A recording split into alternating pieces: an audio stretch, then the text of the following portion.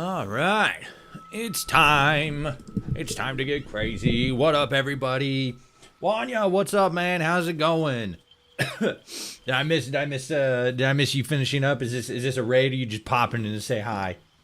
I love that rainbow frog emote. It's so fun. The artist that I use every once in a while for that's odd. My YouTube stream is being odd. Maybe not odd, but it's getting some dips here for some reason. Or at least it's notifying me of some dips. That's weird. I mean, we're not we're not currently in the stream yet, but yeah, it's giving me a notification every once in a while that there's a dip in the bit rate, like 2,000-3,000. I'm not seeing that on my end. We will play that one by ear. I was tinkering around with some stuff just to try to make the stream's quality a little bit better. Maybe that made something act stupid, but we will see. Let me see here. Let me check on the back end real quick. Give me one hot second. What was it? I think it was this.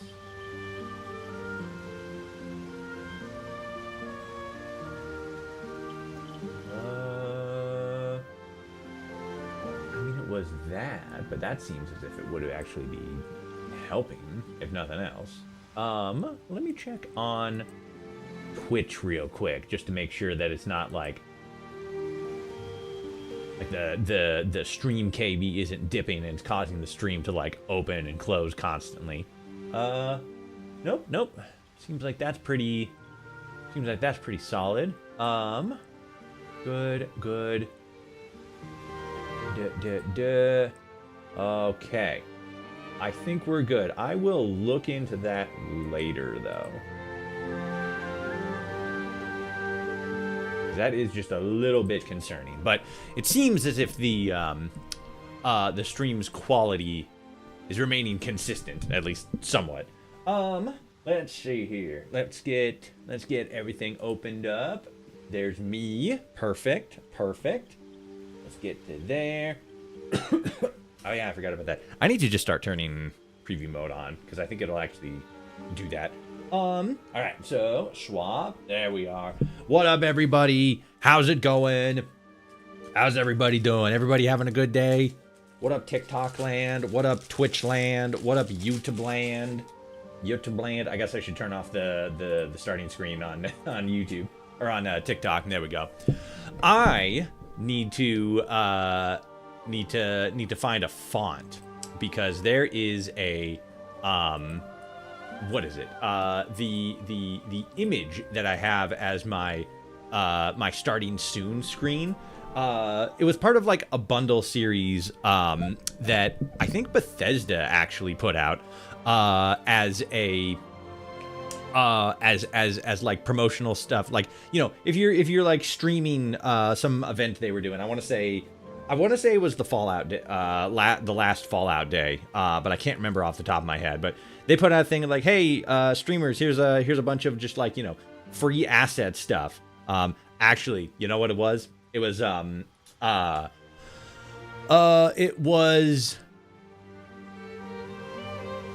blanking so hard. Fallout for Hope. Bethesda gave Fallout for Hope a bunch of stuff, and Fallout for Hope in turn was like, hey, here's a bunch of free assets that Bethesda gave us for streamers. So yeah, go nuts. And I got it all set up and stuff. And it's not like, you know, anything super crazy, but like, you know, like the starting soon screen and stuff. Little nice things like that.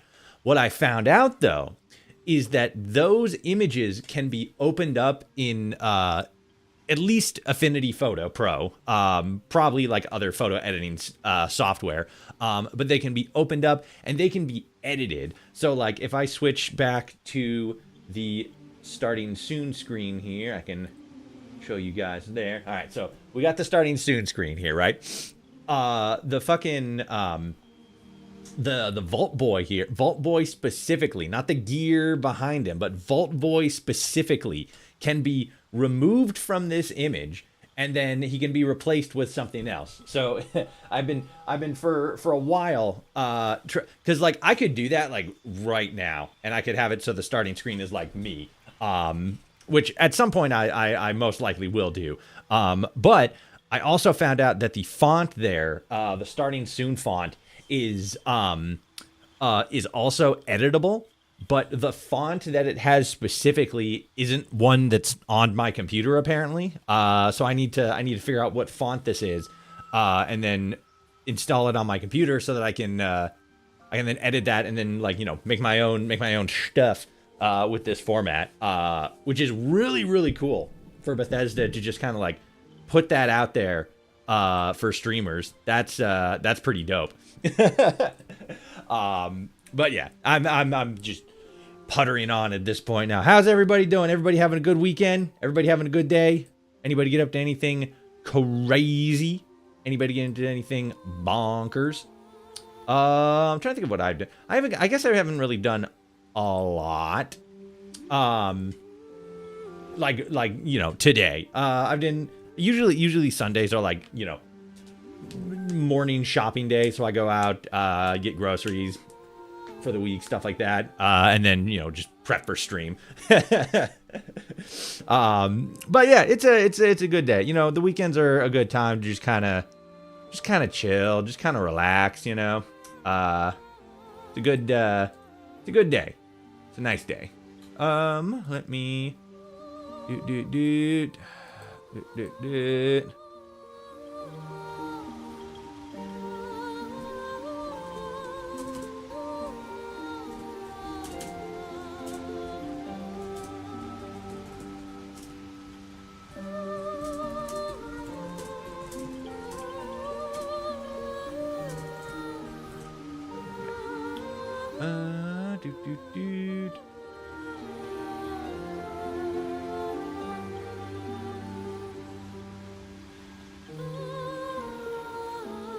There we go.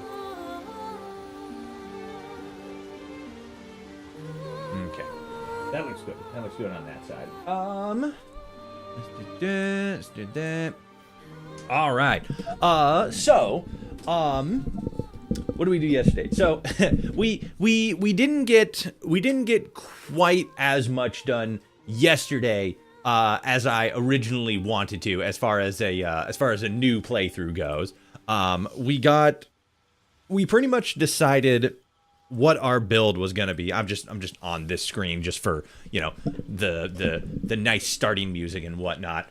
But I still have absolutely no idea what it's making. I'm still sort of tinkering with OBS stuff on the back end and why it's just lagging for some reason. But effectively, what we ended up on is a Drow Warlock, and we're going with the Hexblade build. We tinkered with the like abilities and like, you know, the min-maxing stuff like a little bit, but overall that's our basic straightforward build. We actually had to restart it a couple times because it was like, I think one time I had mods on, and then I think another time I had what is it? I had mods, but then another time I had accidentally we're trying to do our Bauldlock run properly, and in order to do it properly, you have to be on honor mode. And I had accidentally gone through the whole build and everything on like standard mode, because I just loaded up just for like, you know, the music and stuff like that. So yeah, that was a big whoopsie doodles on my part. But yeah, you know, that's the basic plan, the basic rundown. Again, we're just sort of on this page just for prosperity's sake, just for the, you know, nice music. I'm gonna jump back to the main menu here, and then just to check, because I was tinkering around with mods and stuff. I was trying to get the what was it? I was trying to get the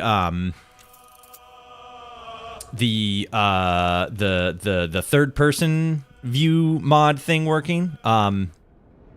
Oh, now it's not showing up here. Oh, it's because I have it off in the mod manager. Which, like, we have it installed. Yeah, the true third person camera. We have it installed, but for some reason, when I load it up and, like, you know, get it all like set up and running, get everything seems like it's set up properly. And for whatever reason, it just doesn't work for me. I don't know why. I think maybe there is something I'm still, like, not 100% set on. Like, I still need to do something with it. But yeah, that's the that's stuff that I was tinkering with earlier today. Which is why we have the mod configuration menu option down here now. So just kind of ignore that. We still have the basic mods installed, the colored dice, the hirelings unlocked, the adjustable party, and then where's the extended encounters and mini bosses? And those are our primary mods, right? Those are the only ones that we're sort of, like, really focusing on, because I'm trying to do this run, like, as clean and balanced as possible, with as few mods as possible. So those are the only ones we're running. We are playing as Veldrin Umbra, a Drow warlock. Like I said, oh yeah, I'd accidentally loaded up with this, so, like, this doesn't matter. Yes. So yeah, like, again, we haven't gotten super far, but that's, like, our basic setup here. That's our straightforward build. Hurry up. I'm hurry-upping. Gosh, don't scream at me. It's very rude. Okay. I'm also sort of keeping an eye on the stream here, because I'm also I was trying to do, like, live. It's still saying that there's warnings that the KBs are, like, really dropping. They're just constantly. It's only showing it on YouTube, but I think maybe YouTube's the only thing, like, actually checking for that. Let me see here.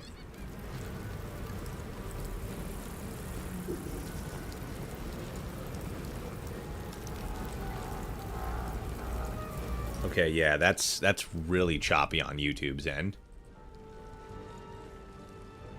23. Yeah, I don't know what is happening with YouTube.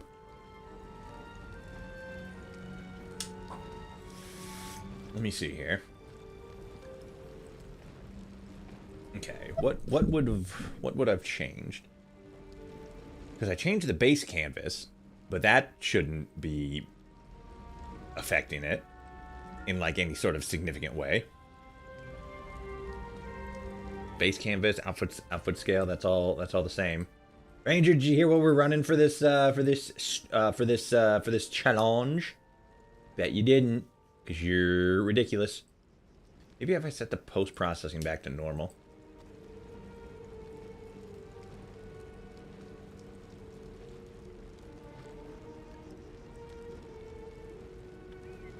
Maybe that'll do it. Let's see here. We're also, like, right where I had left off previously. Yeah, it's still being.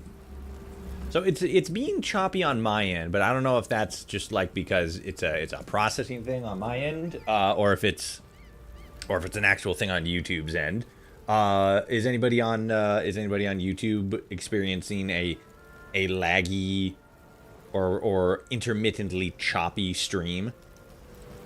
I'm loading mine up on here. Move around again. I'm on both. Okay. Here we go. Drone shot. I mean, it's not. This is a piss poor drone shot. Drone shot would be more like circles. Wicked lag. All right, that's not great.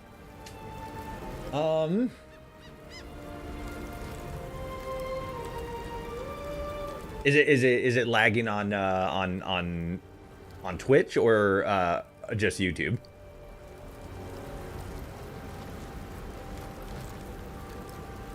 After that, put warning on exit. Only YouTube? Okay. Let's try this. With YouTube, how am I gonna do this? I would probably, because if I end the YouTube stream, where would I end that on? Would I end that on? Let me do this, because as long as the stream is still going on YouTube, I think it should be fine. But let me try this. It's fine here. I don't know about the other two. It seems like it's mostly only lagging on YouTube, which is odd. But let's try a disconnect and okay. Okay, no data. Data coming back in. Okay. 226. Stream healthy.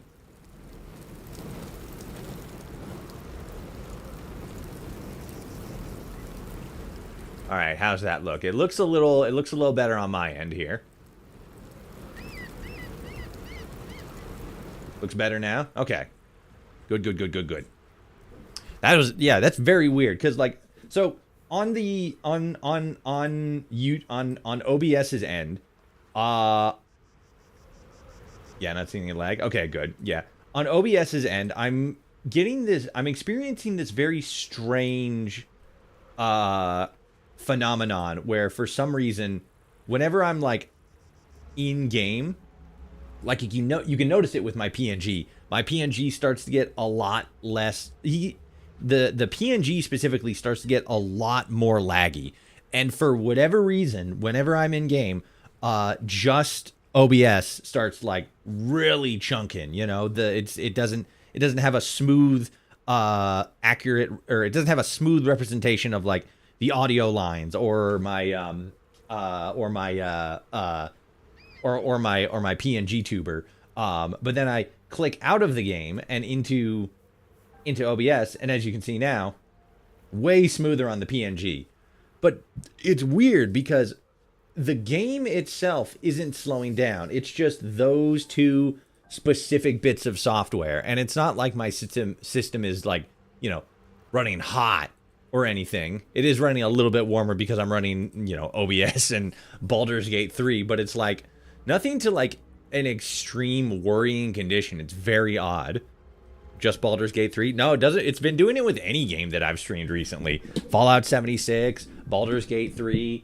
It just, for some reason, I think I've even tried testing it with like just the regular or not regular game, but just like running it on a YouTube specific stream, because YouTube's the only platform where I can actually test without being like live. I tested it on YouTube, and I don't remember if it has the same. It might have the same issue, like even just during like test streams, and I don't know what it is.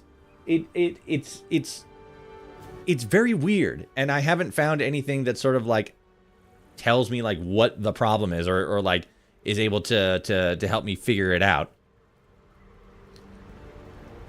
And then the other thing I'm experiencing an issue with is just like the clarity of my stream. Like, my streams are pretty clear, they're pretty good, but when I start moving around, they start getting a little like blurry and pixelated, and I'm not quite sure why, because I'm pretty sure all my settings are like as like good as I can get them. It's very strange. Definitely blurry on the YouTube one. Yeah, that's what I'm talking about, and I don't know why. My KB ratio is good. What is it? It's the, I'm trying to find the specific thing. The video encoder is the right kind of encoder. The rescaling output is what I've seen makes like the best, you know, the best settings. The rate control is good. Everything about my settings should result in like a clear stream. But for some reason, it just, like, you know, it's fine if like the screen isn't moving around a whole lot, but when I start moving it around, it starts getting a little more blurry. It's really weird. Not as bad on Twitch. Okay, maybe it's a YouTube thing then. If it's not as bad on Twitch, I'm a little bit more okay with that if it's like a YouTube specific thing, because then that is at least pointing me in the direction of like where the problem might be. Enable DVR. Maybe it's that. Maybe I need to turn off the enable DVR thing. Maybe that's going to be the thing that fixes it. Let me double check here.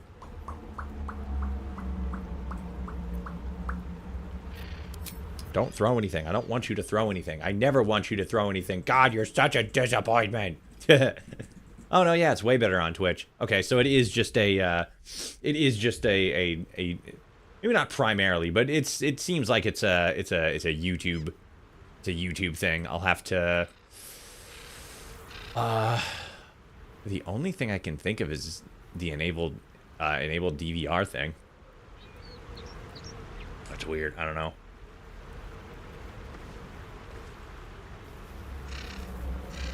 Oh my god, the Ranger has sent me pictures. She is dual streaming follower Toshi on both twitch.com and youtube.tvs. That's insane. Out here fucking fighting her sister for #1 follower Toshi fan. That's crazy. Also, I'd have to readjust here. Hold on a sec. Where is it? Fucking check this out.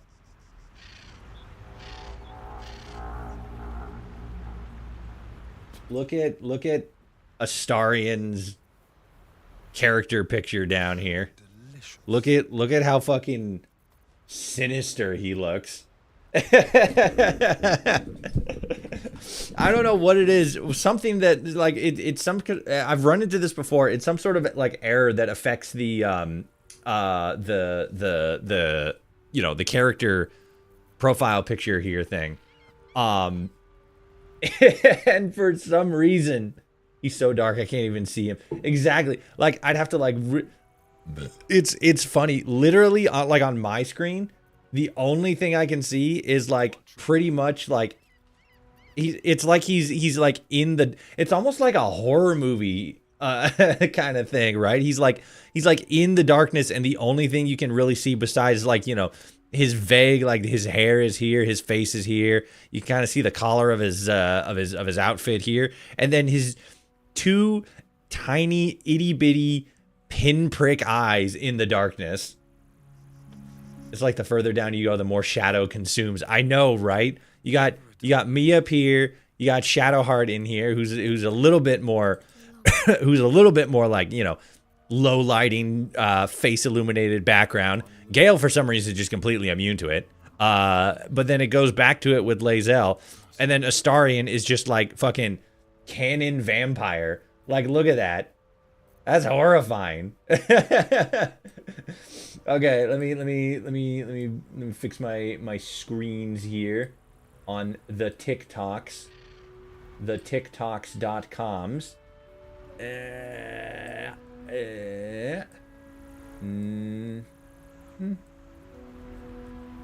think that's it. Probably. Maybe not. Where is it? Center to screen. There we go. Then we want to pull it up a smidge. Yeah, something like that. All right, cool. But yeah, I just wanted to draw attention to that specifically, because it's specifically for Astarian, because he's a vampire and everything. That just this profile picture is just it's to quote the terminology of the times, it's sending me. it's fucking freaky. Bro, are you still at the beach? Yeah, because I had to restart this game like the last time we were. How far into you? So here's the thing. When we so like you know that we're doing a Bauldlock run, right? Similar to like a Nuzlocke run, but like for Baldur's Gate, right? Permadeath, Iron Mode, one save, specific, you know, multiplier conditions. Yes, yeah. Okay, so we're doing that. And when I started, yesterday, we spent a decent amount of time figuring out specifically like what the build was going to be, right? I already had the idea that it was going to be a Warlock Hexblade, build a little bit more into like a Paladin light kind of build, right? A little bit more tanky, but mostly like, you know, magic and ranged and all that good stuff. But when originally I was going to be an Amadeus Tiefling, so I was going to have resistance to fire. But then chat made a very strong argument for a drow because of like certain proficiencies, but then you also get like superior night vision, and that's pretty dope. So I ran that instead. When we started, I realized like as I got to the control panel for the Mind Flayer pod, I had realized that I had built the character in standard mode instead of honor mode. So I had to redo that. And then when I was running through honor mode, I got like to the same basic area and then realized, oh shit, I still have all my like, you know, like my solo playthrough stuff on. So I had to restart again. And then, what was it? I think that was actually the same one where I had like stopped paying attention for half a second and actually mutilated us. So yeah, that was a bummer,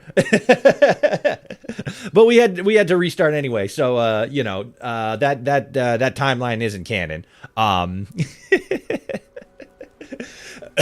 So when we finally actually got everything right, you know, finally got off the Nautiloid, I got to, we were like just shy of like 3 hours in, and I got to like right around here or whatever. I had, you know, just gotten Lae'zel. Actually, no, I was right up here. I had just gotten Lae'zel, and then I had come up here, and then guess who popped into the stream?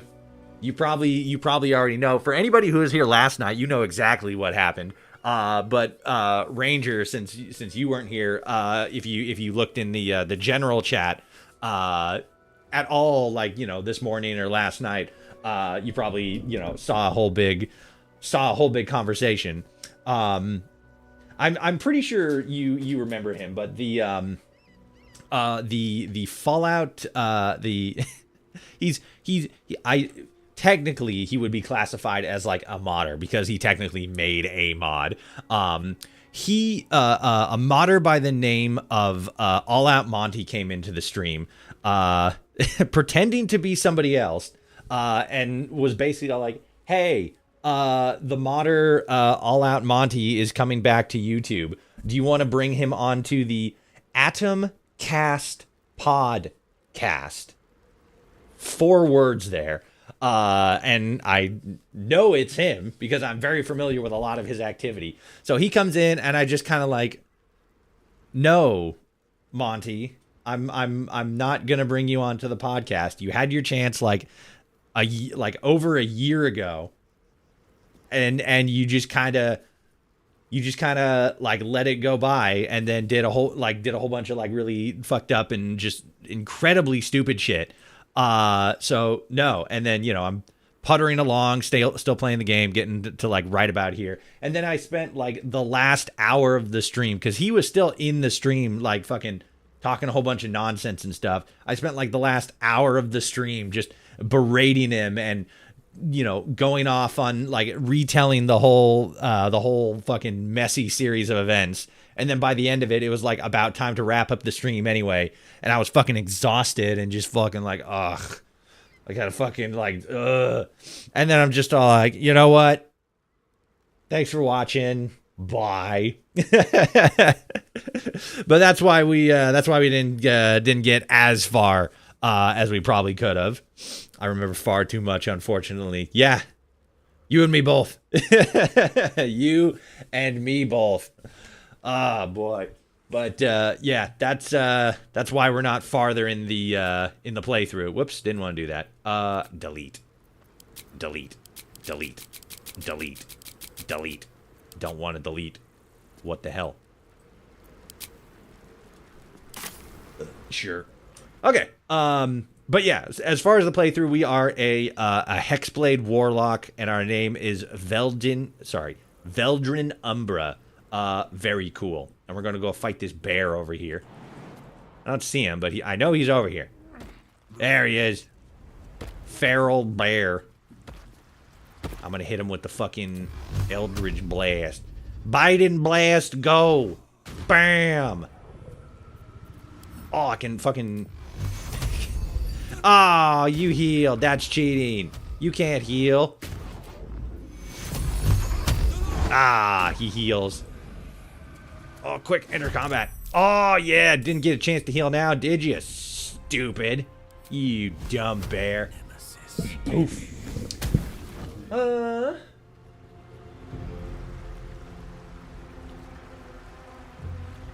There's also one really annoying guy here on Twitch bossing Toshi around. I think his name was Tango 90 or some dumb shit like that, yeah. How's your day going? Overall, it's going pretty good. It's going pretty solid. Did some shopping this morning. I was like I said, I was tinkering around with some streaming stuff, but then also like some modding stuff on the as far as you know the game goes. Just, you know, nothing like super crazy, just kind of tinkering with some stuff. We got the mod configuration menu here now, which I was originally trying to just like get the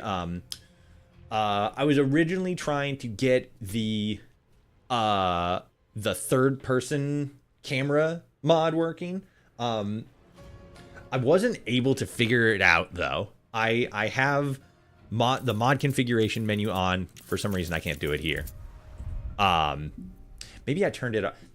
Maybe I turned it off. But I have the mod configuration menu, which is required to run the camera mod, and I have the camera mod in, but for whatever reason it doesn't actually activate. Like, it doesn't actually allow me to go into third person view. I don't know why.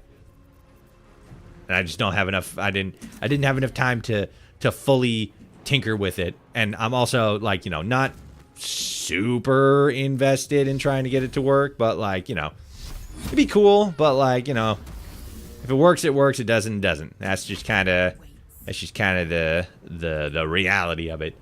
Boing. All right. Can I hit you? Probably not. I'm going to shoot you then. Get shot with an arrow, you dumb bear. Yes. Turn on the volume a little bit. I am furious. Chop. Ah, damn it. I didn't realize I had the wrong thing on.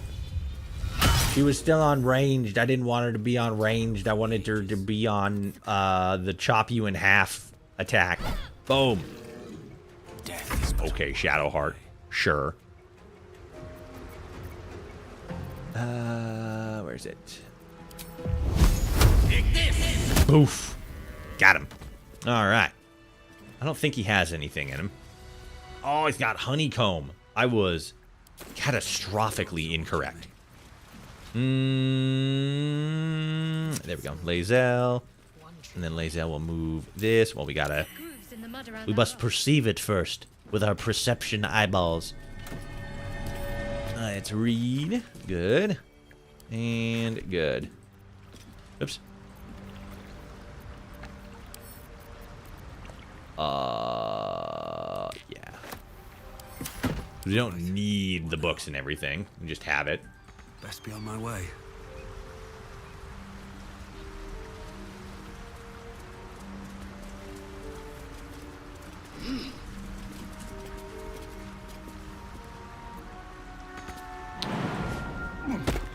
All right, so now let's get back up here.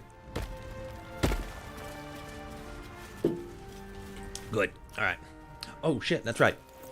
I still have this chest. Let's give that to Shadow Demon fucking... Shadow Demon Astarion here so that he can lockpick it. I also got... oh, geez. Ranger, you're probably either going to think this is amazing or disgusting, but I have...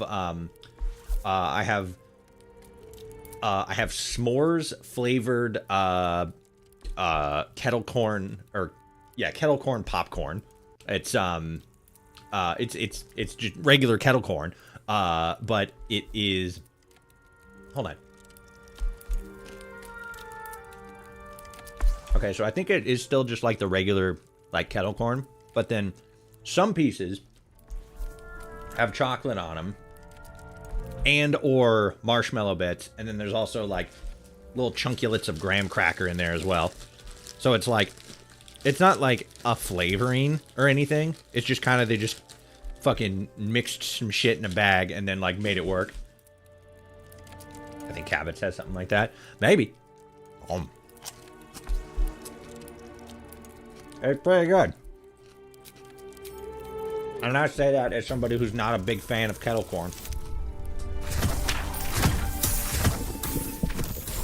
But loves me some chocolate. Alright, what do we got? Open. Let's grab the monies and the treasures. And then let's throw this at the nearest nerd. Where's the throw option?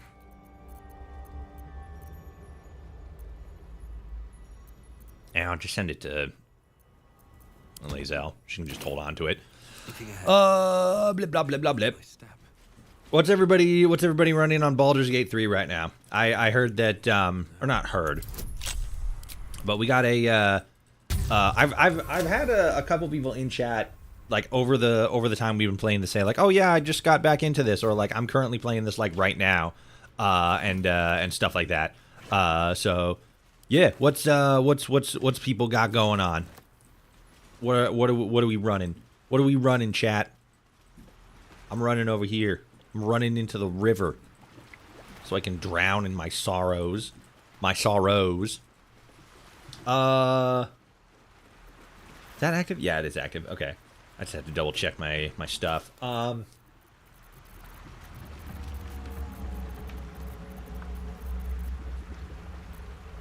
was thinking like weapon stuff for my warlock, but I don't think I have anything I want to like specifically bind right now.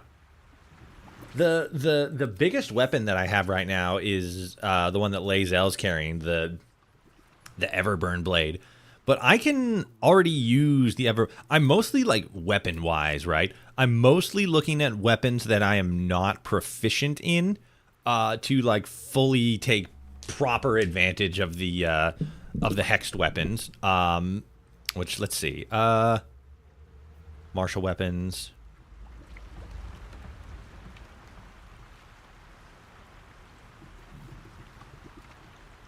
That actually seems like everything. Maybe I'm already maybe I'm already proficient with all the weapons. Cuz simple weapons are like simple.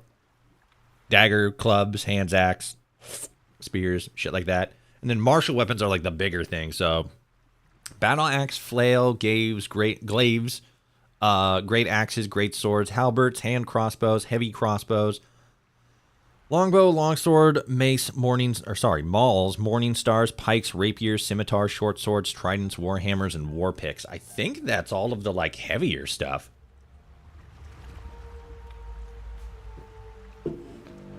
So I guess the bind hex weapon thing is just going to be for like whatever I'm holding at the moment. He's bound now. Yeah. Hex weapon's permanent. So it says permanent. And then I can like remove it and add a different one. But because they're permanent, they're like permanently enchanted, which is interesting. My last playthrough was an honor mode run, and it was Bubbles 2, Warlock's Hexblade Wood Elf. Nice, nice.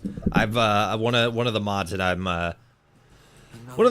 looking at is the or not looking at, but like tinkering with. I guess, you know, same thing, tomato, tomato. Let me see if I can open it up. Open it back up here. History, recently closed, Winders. Here it is, yeah. That down. It is the D&D 5.5e all-in-one Beyond, which is a mod in the in like, you know, the in-game mod library stuff. It seemed interesting at first. It seemed like it added a bunch of new stuff and tried to like bring the game to a more like current like tabletop format. There's like a couple new classes. Let's see, where is it? Yeah, it says that, but I'm looking like the new ones. Oh wait, here it is. Artificer, Gunslinger, Illrigger, and where's the other one? Monster Hunter, that's it. And it looks like the it adds like a bunch of new classes to the it adds a bunch of subclasses, right? So it adds subclasses and it changes it so that instead, so like Paladin, for example, right? Paladins start off with a subclass, but now it's changed everything so that you get your subclass at level 3. So you don't start off as like, you know, an Oath of Ancients or, you know, Oath of the Crown or anything like that. Instead, at level 3, again, for Paladin specifically, once you hit level 3, you have access to, you know, the normal ones, Oath of Ancients, Oath of the Crown, Vengeance, and stuff like that. But then you also have access to Oath of Conquest, Oath of Devotion, Oath of the Noble Genius, Oath of the Watchers, and then you can just straight up choose to be an Oathbreaker. And that's just for Paladins. There's a bunch of other stuff. I think Cleric already had a bunch of them. one of the new ones for Cleric is Apocalypse Domain. That's kind of crazy. But yeah, it adds a bunch of subclasses. I think there's a bunch of new feats. There's new races, but it's not like adding like, you know, they're kind of like sub races, right? So like one of them is like the Goliath and the Aasimar, but those are sub races for humans. So you can get a little bit more unique in that regards. And then they have like, you know, again, like, you know, racial bonuses and stuff. And then there's also, what is it? There's another one. There's new backgrounds and stuff too. And some of the backgrounds have like a lot of the backgrounds. Well, the backgrounds now have a feat associated with them. So you get based on your background, you get a starting feat, which I think is pretty badass. It's funny because it actually makes it incredibly easy to choose a background because there's two. One of them is Farmer, and then the other is...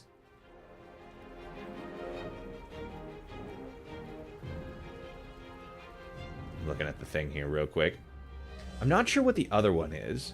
I want to say Soldier, but I don't think that's it. But Farmer specifically adds or gives you the tough feat just starting off.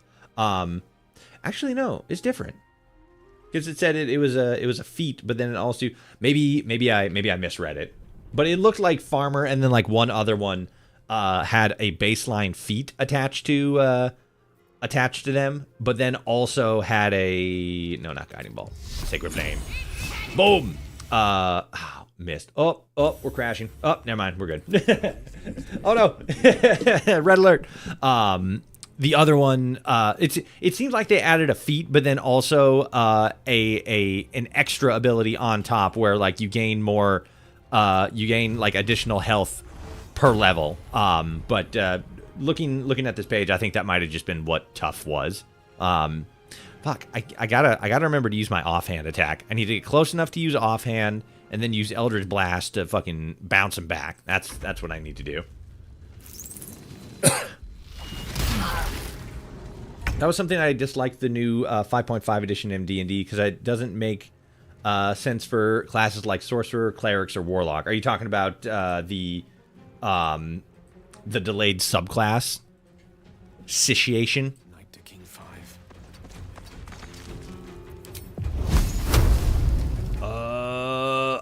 This isn't gonna do anything, but it's gonna be cool. Boom. Oh, it actually hit him a little bit. What's this? What am I seeing here? No. Okay.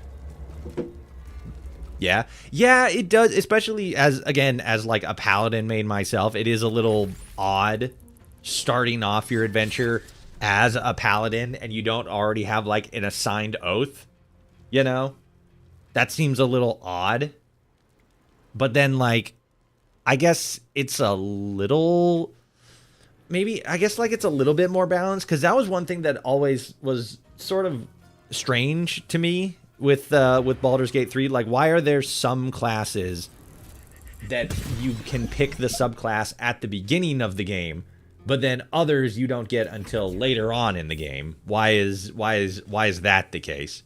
That seems weird. That doesn't make a whole lot of sense. Paladin getting the oath at level at level 1 started with BG3. So is it like they changed it in 5.5 so that the paladins get it at level 1, or is it just an abnormal decision that Larian decided to do with Baldur's Gate 3 and isn't based on anything like from the game itself? My friends were considering taking our 2014 game to 5.5. It knocked the bar down, but made our orc fighter completely OP for our level. Nice. Yeah, I'm still kind of looking into like tinkering around with some of the new stuff, which is always a little daunting, especially with like, because anything, you know, Baldur's. Oh god, sorry, I'm actively throwing up. Anything like Baldur's Gate 3 related, right? Where it's like, hey, we're like, this is a mod that tries to make the game more like the active Dungeons and Dragons, is a little bit daunting just because of how technical Dungeons and Dragons can get. So it's one of those things where it's like, okay, that sounds cool, but then you need to like relearn the entire game from like the ground up.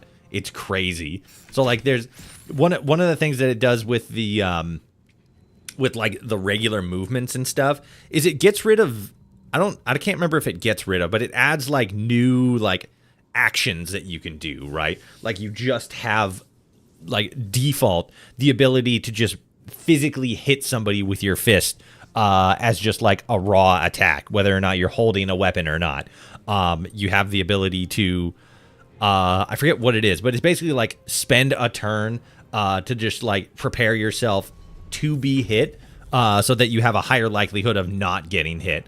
I think that one was dodge specifically, but like, you know, a lot of unarmed strike, you slut. Yeah, that's it. But yeah, a lot of stuff like that. And it's like, again, it's one of those things where it's like, okay, yeah, that's dope. I like that. But then if you've been playing this game long term, you sort of have to, like I said, relearn how to play the game, which is, you know, it was everybody had a hard enough time learning how to play this game when it originally came out. We're going on 3 years at this point, and we got to relearn how to do it again. That's crazy.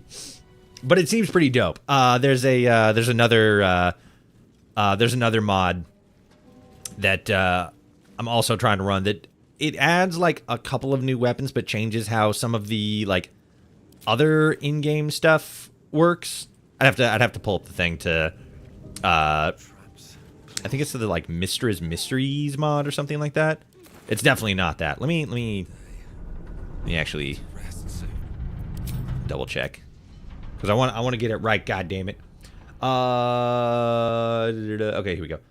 Warlock and Cleric, your power comes from an otherworldly source, and depending on the domain, Cleric, or whatever you made the pact with, determines your power. Yeah. And for Sorcerer, you are born with the power, where...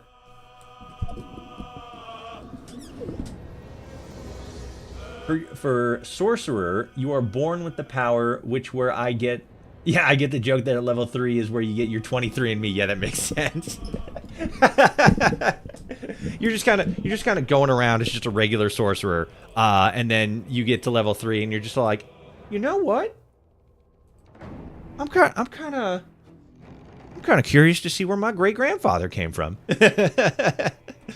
Where is it? Oh yeah, this is another mod I'm looking at. So this is one of the interesting things about Baldur's Gate 3.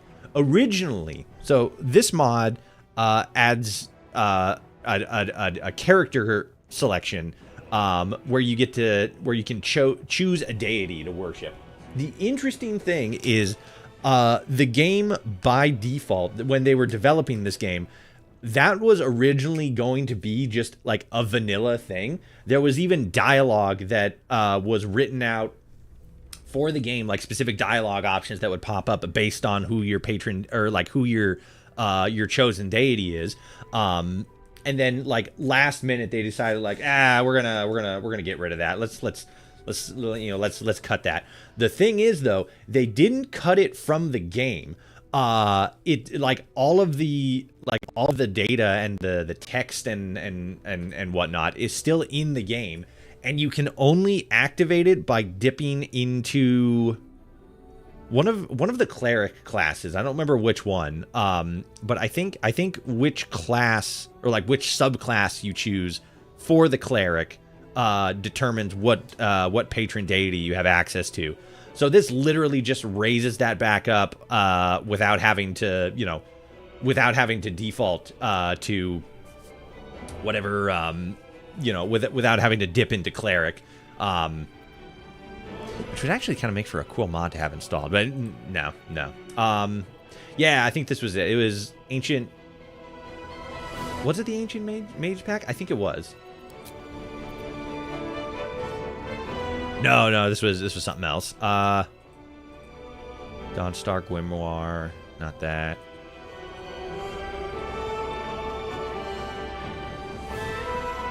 Oh no, yeah, the Mistress spells. That just adds a whole bunch of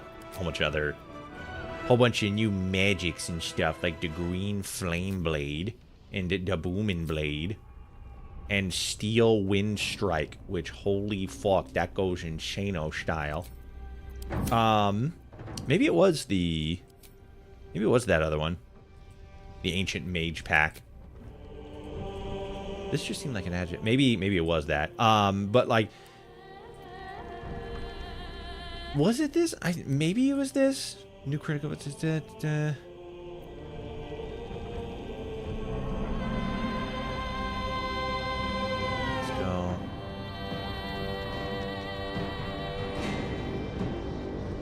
It has an artifact before rarity tiers. Oh yeah, this adds like a whole like this like changes up how the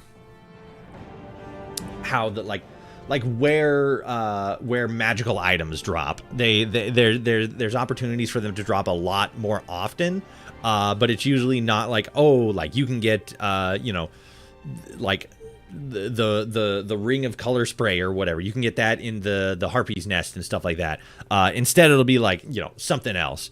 I think this changes up a little bit of like the actual gameplay outside of how it relates to Fey coins, Shadowfell coins, like different coins for basically like it adds like a fucking loot drop system for legendary items, which is like kind of cool, kind of off-putting a little bit, but it does definitely like make the game a little bit more dynamic, which I think that's pretty cool. I'm kind of interested to see how that is going to merge and how that's going to play with the all-in-one mod. I don't think it's really going to change a lot because this mostly affects like character creation and classes and stuff, whereas the Ancient Mega Pack literally just changes like how no, not new. Changes how. Not how. No, yeah, it changes how how you gain legendary items, or magical items rather. You hit level 3. Congratulations, Grandpa. Really liked dragons. Hell yeah. 23 and me. That's funny. Okay. So do that.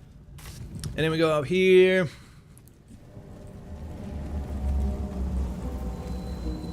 And then we'll head over to the temple. Get Wathers. And then get the fuck out of here. I just realized I'm the only one here on TikTok. Hi. Hello. How's it going? It's funny because I turned on the, we had a, I'll keep it brief.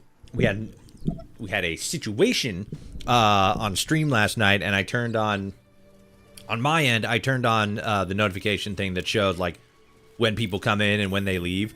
It shows when people are coming in on TikTok, but it's not showing when they're leaving. So I don't know. I guess it's just weird with TikTok. TikTok working with a lot of streaming stuff is like just doesn't work 100% a lot of the time. But it was funny because it usually like opens up just constantly. It shows like, oh, this person joined and this person joined and this person joined, but it doesn't show them leaving. So I'm sitting over here thinking like, man, I got fucking like half a TikTok watching. Holy shit. But no, people are just like popping in and then like, you know, popping out. It's like, all right, you know, that's fair. Twice as tall as me. Odd, because usually TikTok is the busier one. Yeah, that is something that I noticed too. Like sometimes we'll have like, it's always split either between YouTube or TikTok. YouTube usually, like, you know, subscribers will come in. Every once in a while we'll get like a new person coming in, which is a little bit odd because like YouTube doesn't really have a great discovery when it comes to live. Twitch is a little bit better, but because of how many people are watching on Twitch specifically, like you're sooner likely to get fucking you know, win the lottery than have like crazy numbers happen on Twitch, unless you like, you know, really game the system in a like I want to climb the ranks kind of way, which like, you know, it is what it is. But yeah, it's usually either a lot of chatter on YouTube or a lot of chatter on TikTok. Twitch is just almost constantly dead silent. I've talked about this a couple of times, but I had my Twitch account hacked several years ago at this point, and used to shill crypto for like a day or whatever. And then I don't remember if it was like terminated, but if I remember correctly, it was at the very least like, you know, isolated, like shut down for a day or whatever. And then, you know, turned back on, got access to it again. I'm like, yay, I can stream on Twitch again. And then just for whatever reason, maybe not for whatever reason, but like, you know, after that, I just never got any numbers ever again. I used to, and I wasn't like, you know, a huge streamer or anything, but I'd have like, you know, regulars. I'd like kind of semi-consistently have like, you know, maybe 5 to 10 streamer, you know, people watching at any given time.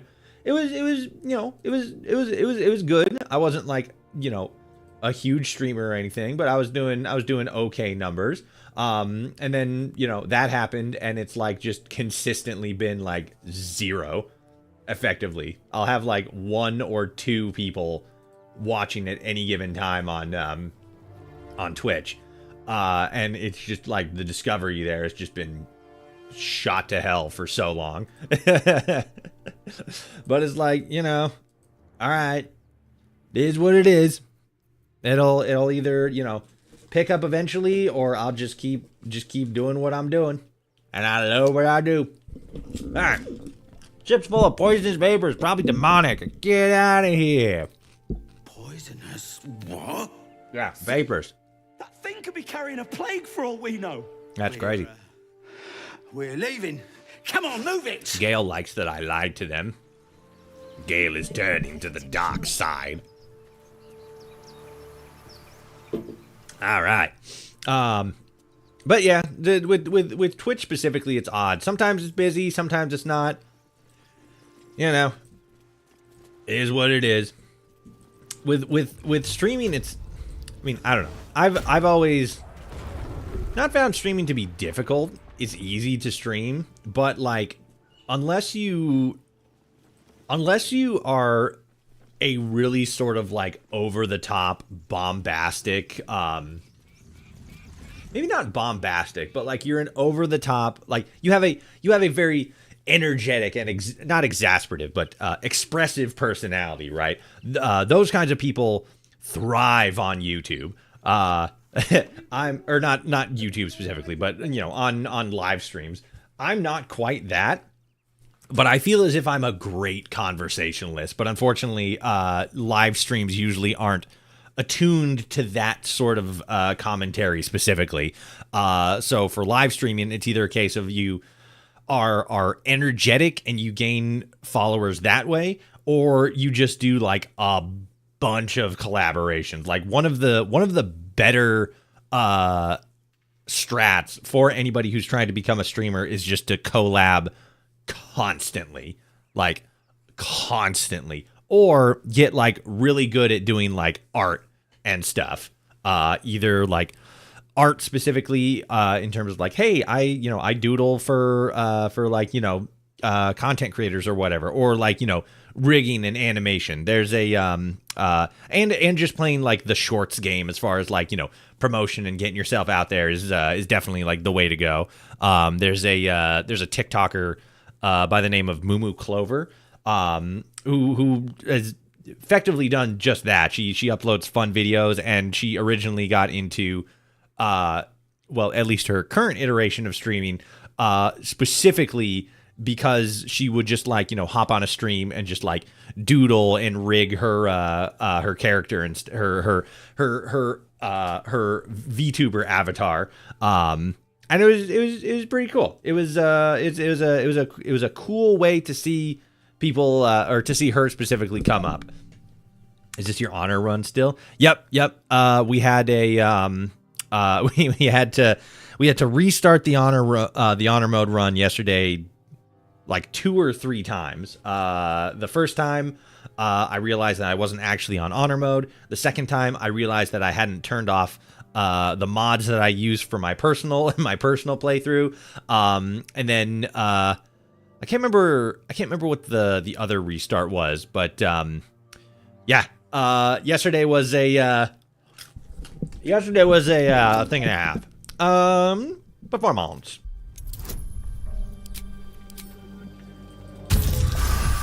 Let's go. You sound a bit shaken, boss. Hang on while I find the key. But yeah, we also kind of spent a little bit of time in character creation, because chat was selling me on the idea of making our warlock a drow instead of a tiefling. And by cracky, they fucking sold me on it. Bam! You fucking bitch ass. Get stabulated, nerd. Can I do this? Get him! Yeah! Alright, what are you gonna do, huh? What are you gonna do? Nothing. You're gonna get hit. Whap! Ah. Gone with the weave. The whole of Twitch chat. Yeah, the entirety of the Twitch chat came together and was all like, Toshi, you dumb asshole. Boom. You're on fire, nerd. Oh, I suppose I should give Astarion the long strider setup. Boom. Hell yeah. Now we can all run fast as fuck, boy. No, not you. I've wished to live in more interesting times. Sick. Okay. I have armor type. Is that better? It's not. It also doesn't look as cool, so we'll stick with this. This makes me look stupid. But I do get a dexterity saving throw thing, so. I mean, we were not that bad. Okay, sure. Yeah, I guess. With haste. Is it fine? Where's the torch? I have a torch. Oh no, I already have it equipped. Cool. Who are those prayers for? Bloop. Normally, it's obvious. Nope. Here. Ancient, indecipherable text covers the plaque. Dead tongue. Whoever worshipped here must be long I didn't gone. need to do that. I do need this cheese, though. Give me the cheese. Give me the sausage. Give me the supplies. Give me the wine. Give me the water. Give me the cheese. Oh, there's the other cheese. Yoink. You belong in my pocket now. Nerd. Stupid cheese. Excuse me. Don't need the bowl. Those are good. Be sneaky. Yep, that's how I do this all the time. Fucking watch this shit. Zip over here. Zip over here. Unlock. That's a friendly looking shadow. Have you go here. On I go. Should have Shadow Heart. Another potion. There we go. Indolence breeds madness. You go here. Gale goes there. We're all low. Enough waiting. I crave blood. Shadow Heart. What to do? Do do do do do. Do do do do do. I don't think I have Minor Illusion. I just now realized if I had Minor Illusion, I could cast it there, make everybody come over there, and then fucking explode them all at the same time. Yeah, I don't have Minor Illusion. That's fine. Maybe we That's fine.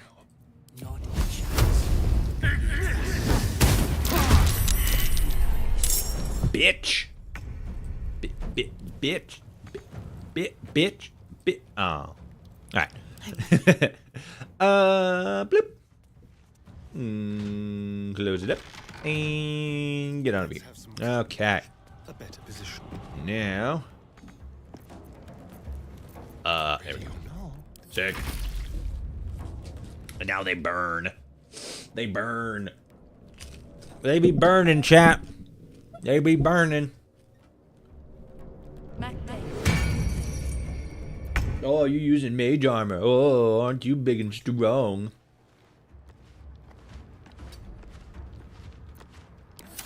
Here.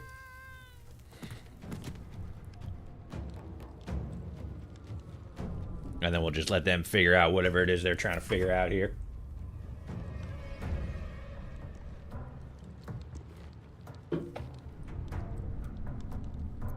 Alright, cool. Because usually what they'll do is they'll come down here and start attacking the door. But they don't seem to be doing that right now. Okay, so Grease only lasts for 10 turns, so we would have to, like, enter the fight properly. Oh, let's get this In order for that to have any sort of, like, real effect. Should probably actually turn these off. I have to survive this. Let's turn someone inside out. Let's just hang out, just see what happens. I'm probably not going to do anything until we open the door, which is, like, you know, fair. But, like, whatever.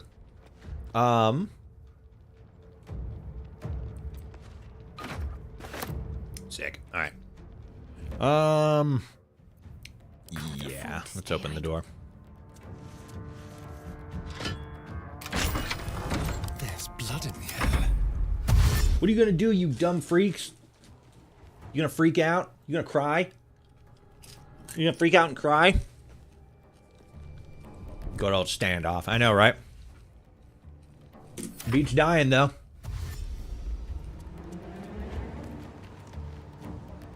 Especially when they don't see me, you dumbass. Oh! Haha! Hid successfully.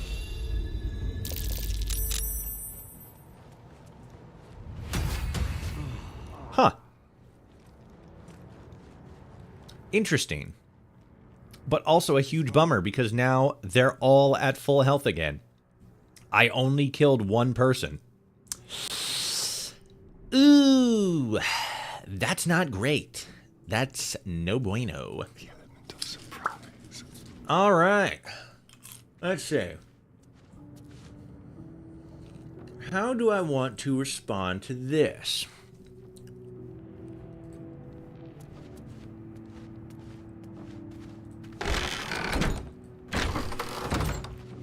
Nope, nope, nope.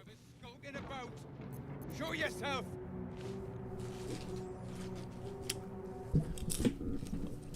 It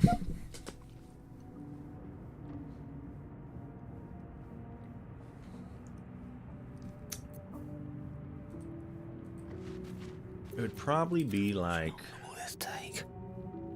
Onward. It'd probably be like this. So let's do this.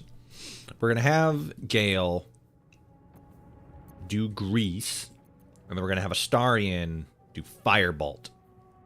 And we're gonna do it in turn bending mode. Oh, I could hit both of them. Ooh, that's actually probably the way to go. Because I was thinking originally like these two up here. But this being here, that'll work. That'll work. Alright, Grease. And then Firebolt.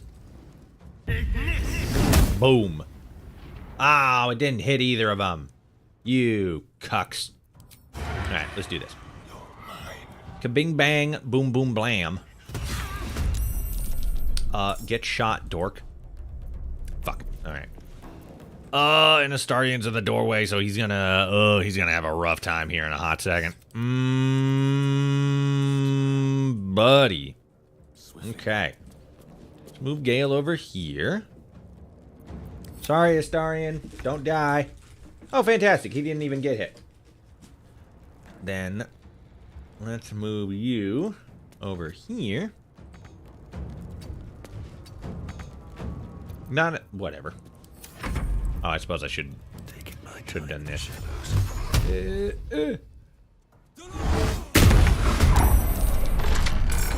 Oh, that okay. That works. It's not exactly what I was trying to do there, but you know, hey, a win is a win. Why have you? Okay. I guess I never cast mage armor. Boom.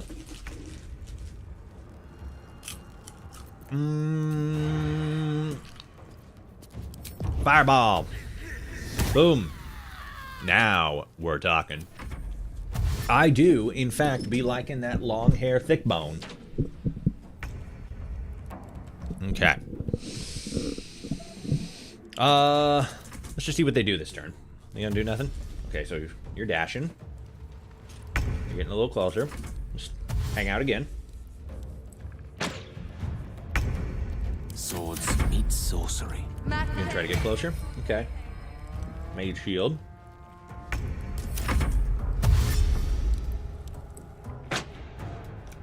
Let me recite their demise. You can do dash as often as you like. It's not gonna do nothing. Hate to break it to you. Oh, I should have crouched first. Shit.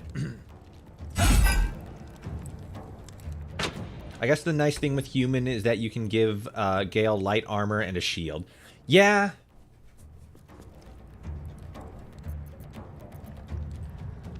Yeah, I guess you could give Gale light armor. I don't usually do that though. I usually just keep him in, like, you know, the robes and stuff. Keep him very very magical, you know, very whimsical. That. Let's do that. And then for you, let's hit you with you. Kaboom! Get greasy, you greasy freaks. How long does this last? 10 turns. Yes. Cool. That will work for me, I think. We'll do it my way. Can we hit you? Probably not. Ooh, we can. Oh, but we can't. We probably can't get into a position. We should be able to. Come on. Let's go. Let's be so for real right now. Damn, she saw us. Ah, now we don't have the thing. Oh well, we can still shoot her. Whew. Oh, 8 points of damage. Get fucked.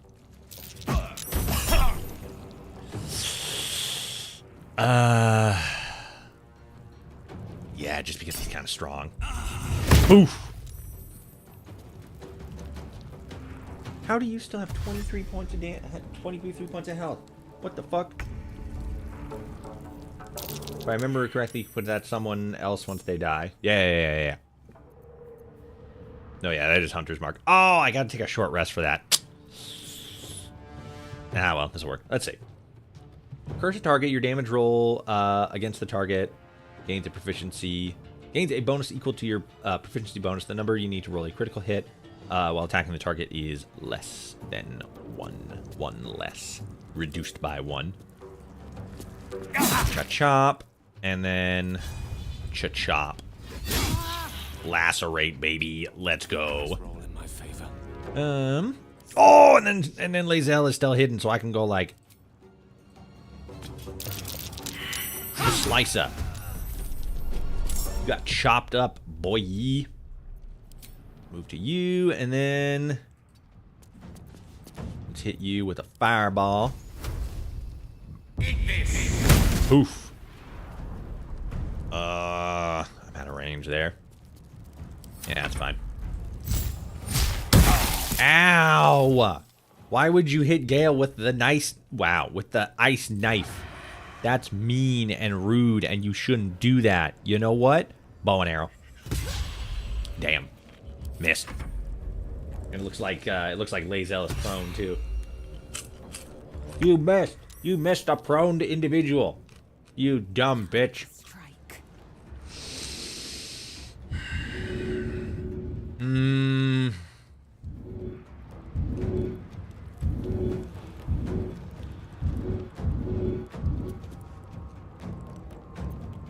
Nothing important is ever easy. I better help. Yeah. Let's pick you up. And then Lae'zel and chop. Yeah. Get fucked. Yeah, that's good. That's good. Protect me. This. True. Feel the fire of Jesus. Ah, he didn't feel the fire of Jesus.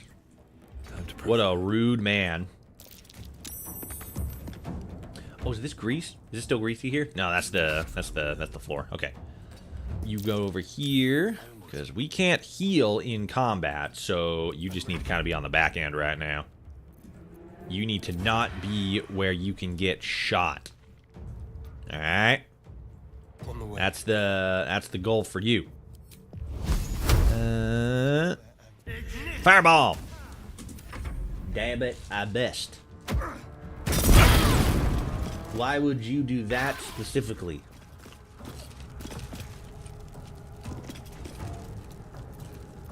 I will ascend. Taste my fury. Still Get breathing, fucked. despite everything. All right. No time for mercy. Boom. All right, everybody, get over here. Fast. A little help, please. They are not, but it's okay. All right, let's get some potions distributed here. Oh fuck, I did use that up. Damn it. There better be a soft bedroll in my near future. This actually might be the point where we want to use a short rest. Read. I'm reading. Get these guys. Get you. Get you. One day I'll catch a break. Alright, yeah. Let's short rest. I'll feel that one later. Cool. Bing. Bop, boom, boom, boom, bop, bam. Let's get you. You're good. Let's do this just for funsies. No, okay. Now we're gonna go over here. We're gonna do the shit in here. I'm gonna be like, oh my god, there's a lever. I'm gonna pull it, and I pull it, and then the whole place is like, blah. And then I'm all like, oh fuck, Seems simple enough. what the fuck was that? And then they're gonna be like, it was a door. Like, oh shit. Hold on. Read. You do not recognize the language on the plaque. Chapel Records. It's like Chapel Roan, but it's more archival in a sense. That might be worth a look. Do do do do do. Pull the lever. What is the like perception you need to be able to actually like see this thing? Because it seems like it's always like perceived. It's got to be like 1, right? Like you need level 1 perception to perceive being able to access or being able to pull the lever so that you can so that this door will open. But then you always have the option of coming in this way. Oh, wait a minute. Gotta get the chests. Just I feel like most people come in through this door as opposed to the other one.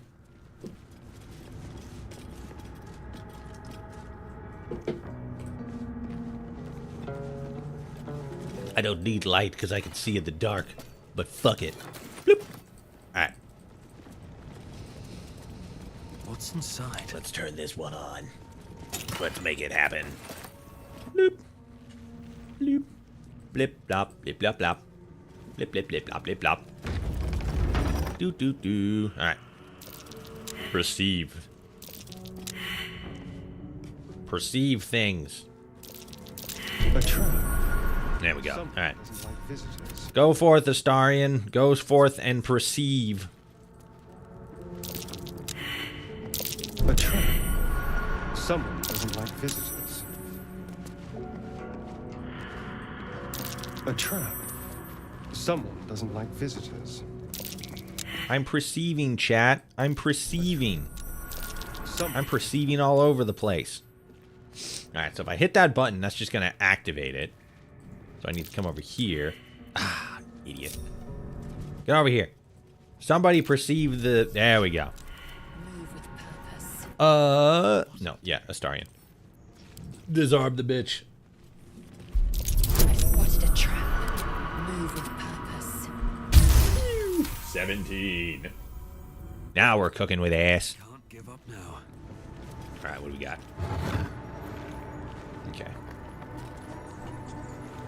When the spear misses his target, the wielder's next attack, I guess the target gains True Strike. I feel like maybe I should have that. Because the double attack stuff is cool. But this one has the...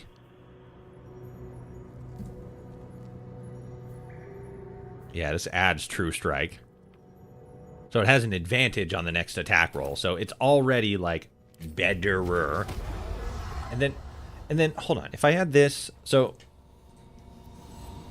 if I bind it, I become proficient. If you're proficient with a weapon, you add your proficiency bonus to attack roll, to attack rolls with it, and are able to use special weapon attacks. So that, I mean, that means that I have, like, the, it adds your proficiency bonus to your attack rolls. It makes it so that you can... It's kind of weird because you have to miss. Yeah, it is like, you know, if you miss... you have a higher likelihood of hitting next time. But then it seems like with bind hexed weapon, it adds my proficiency bonus to attack rolls, so it makes it so that I'm even more likely to hit. That's what the proficiency bonuses do, right? Added to ability check and saving throws against skills you are proficient in, making them more likely to succeed. It is also added to attack rolls when attacking with weapons you are proficient with, increasing their chance to hit. Yeah, so this basically just means that, like, if I add that on top of it, it's going to add my proficiency bonus, binding it so that I have an even higher likelihood of hitting with it. And then it has a built-in ability to where, if I miss, it has the next attack an even higher likelihood of succeeding. Like, that's not insanely good, but, like, that's pretty decent coverage. I ain't even gonna lie. Let's do this. What are we playing? We are playing a Bauldlock run of Baldur's Gate 3. Very similar to the concept of a Nuzlocke run in Pokemon. It is honor mode, Iron Man run. So if a character dies, they're dead forever. And then, like, a couple of other, like, outline a couple of other like outline, you know, stipulations, this, that, and the other thing. But yeah, pretty much that. You know, character dies, they're gone forever, kind of thing. No revival scrolls, which I should actually probably send these to. All right, here's what I'm gonna do. I'm gonna send these to camp. There is work to do. We should probably be selling them, but I'm going to send them to camp just so that we have them there.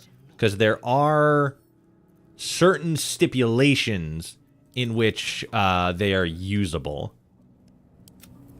Primarily in case our Tav dies. Because in a Bauldlock run, if the Tav dies, that's game over.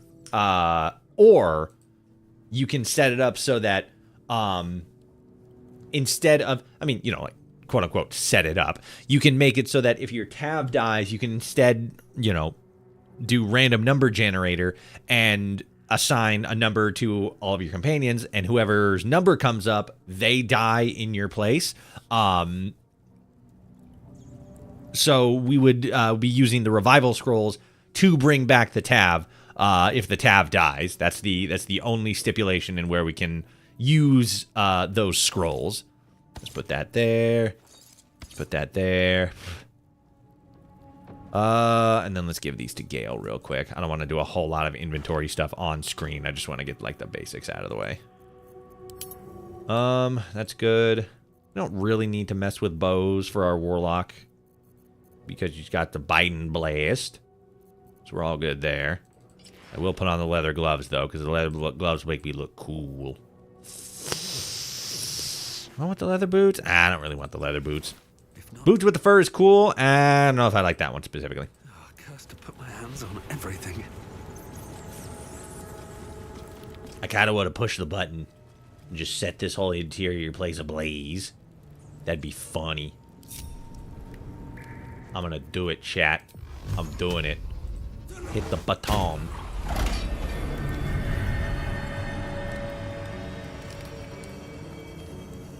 I think that did it. Something clicked. That's what it sounded like happened. Or does the button turn it off? What does the button do, chat? Am I about to accidentally end the run?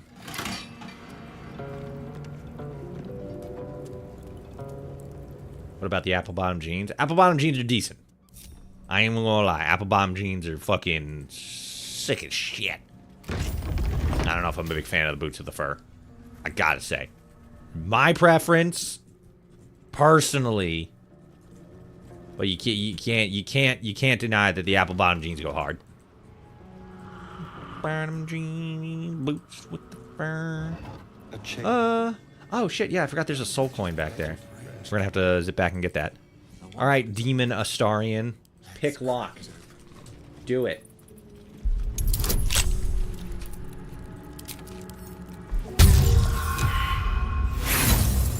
You didn't pick lock good. You bad pick lock. God damn it. Yeah. We got tools. Can you believe that, chat?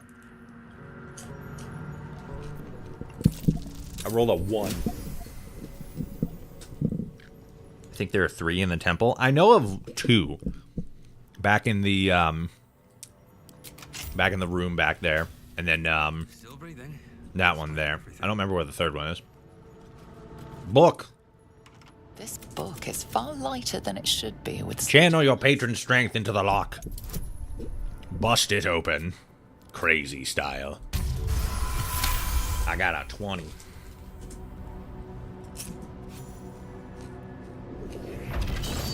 As the lock opens, what was once script is now an obliterated. Hit him with that religion brain.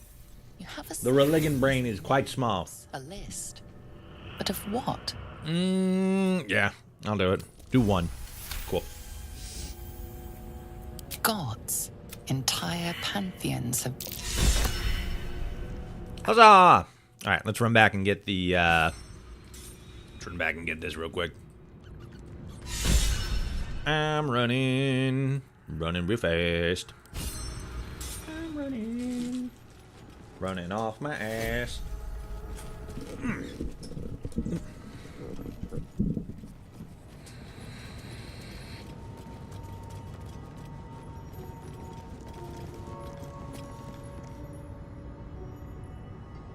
I was pissed. I got a 19 on a 99 skill check on my honor mode run. I think I know what skill check that's for. That's for something like with the final boss. I think that's the only one with a 99 on it. I know that trying to get Withers to explain what he is has like a 30 or something on it. I think, if I remember correctly. Alright, so that's heavy armor. Let's give that to...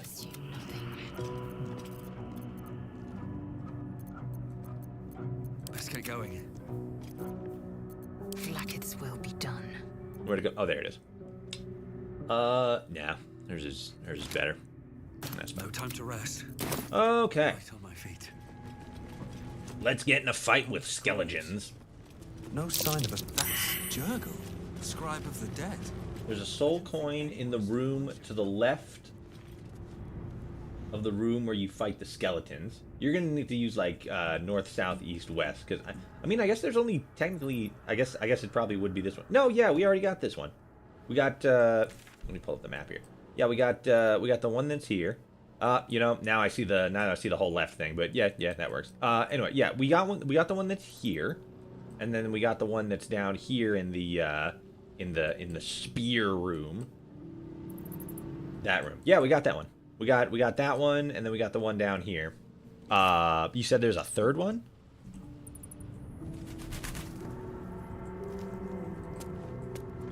I'm gonna do this shit real quick, like. Right speedy with it. Alright. Something just woke up. Let them come. Then the third one's in Wither's room? Okay. I shall remember. Kaboom! Ooh, hit him with a 10. That's not too bad, actually. Alright. Can I do this? Nope. I can do the fire arrow, though. Oh. Target's outside of normal range. Why do I have a disadvantage? Because he's outside of normal range. Oh! Get hit. It wasn't great, but, you know. Keep going. I used it, so. Fuck it. Okay, I want to use that one outside of battle. And then let's use Elder Blaze.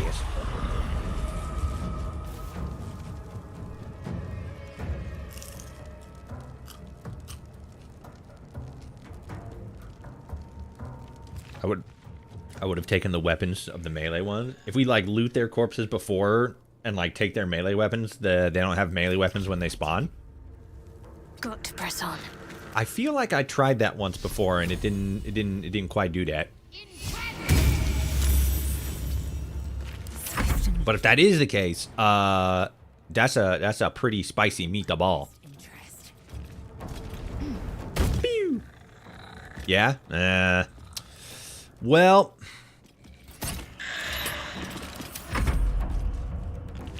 We'll make it work. Pretty much everything except for this main guy in the middle here that we're laying on is like ranged or spells. And while they're like annoying, they're not massive threats. You can't pick up the bodies. Yeah, that I remember.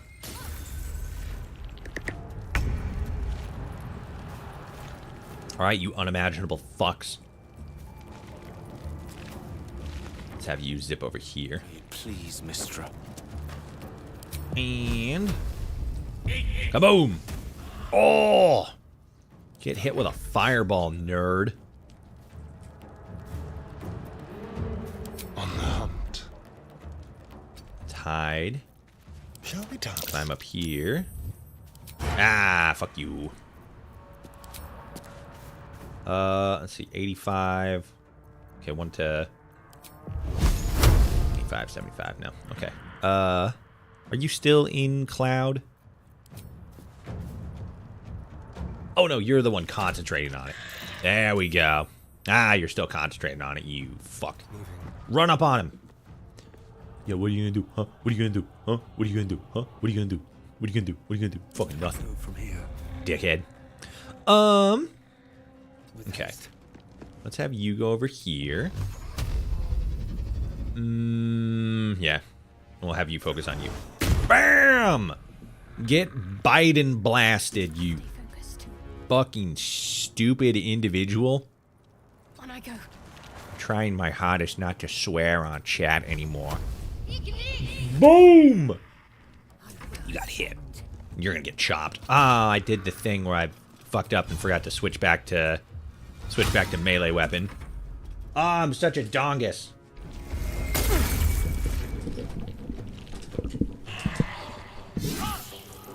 Stop hitting Lae'zel. It's rude.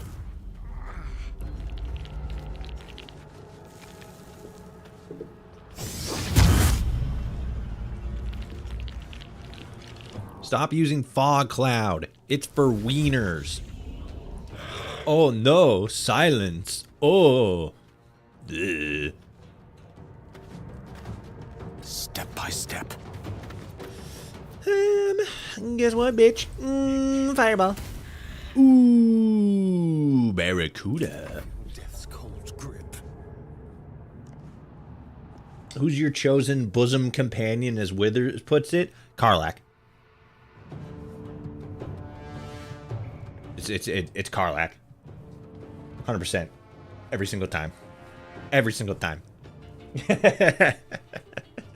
Not every single time. There's like certain characters that I feel like certain character ideas, right? Like for my dirge, I'm probably thinking either Lae'zel or Minthara. Kind of still sort of determining that. For our warlock, I kind of want to try Shadowheart, just because I haven't really done. I think when I was originally playing this game, I was mostly thinking Shadowheart, but at first I wasn't really really strongly connecting with anybody, and I just was like, okay, sure. But then I started hanging out with Karlach a lot more. I'm like, oh my god, I love her. She is a beautiful soul. Don't linger. Okay. But yeah, with Shadowheart, I think in this run, that's who we'll go with, just because she.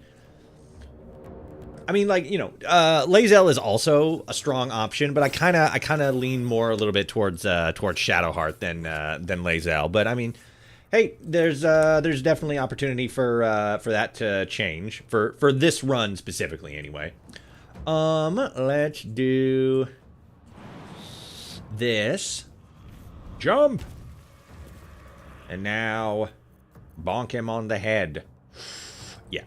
I was gonna use the concussive smash skill, but he had 1 health, so. Fury. I am death. Whatever. Ah, damn. I can't do the pommel strike. Oh well. Chop. You know what? Fuck you. Fucking pissing me off with your dumb skeleton bullshit. Ow! You will not take me. Yeah! Hit him with the Hexblade curse, too. Get cursed, dickhead. Alright. Kaboom. Who do you usually go for as far as your bosom companion? Let's spill some blood. Oh, wait a minute. Step quick. That, and then kaboom. Yeah, now we're cooking. Gale or Shadowheart for me. That's valid. That's valid. I'm not into dudes. You've made a grave mistake. But Gale seems like he'd be good company, you know? He's a stand-up fella. What should I do? But then outside of it's one of those things where it's like, I don't know. I feel maybe not even like that really, but there's like this fucking weird You want to surrender their this weird mentality that some people have where it's like, oh my god, like I don't even want to like talk about how like, you know, this guy could be attractive or that guy could be attractive. It's like I like girls and stuff like that. And it's like, okay. If that kind of makes it sound like you're, you know, insecure about your own, you know, attractiveness, you're like who you're attracted to and stuff like that. It's like, you know, I can objectively say like, fucking, what is it? Who's the man, the big one, the elf man, Howson. I can objectively say like Howson, holy, what a man. Right? What a fella. But then also be like, you know what? I want to hold hands with Karlach. She's nice and fun. But like, if you can't appreciate fine craftsmanship when you see it, get out of the game, my guy. Because you ain't gonna find it. Like Withers, for example. Slap a pair of big natties on him and you're good.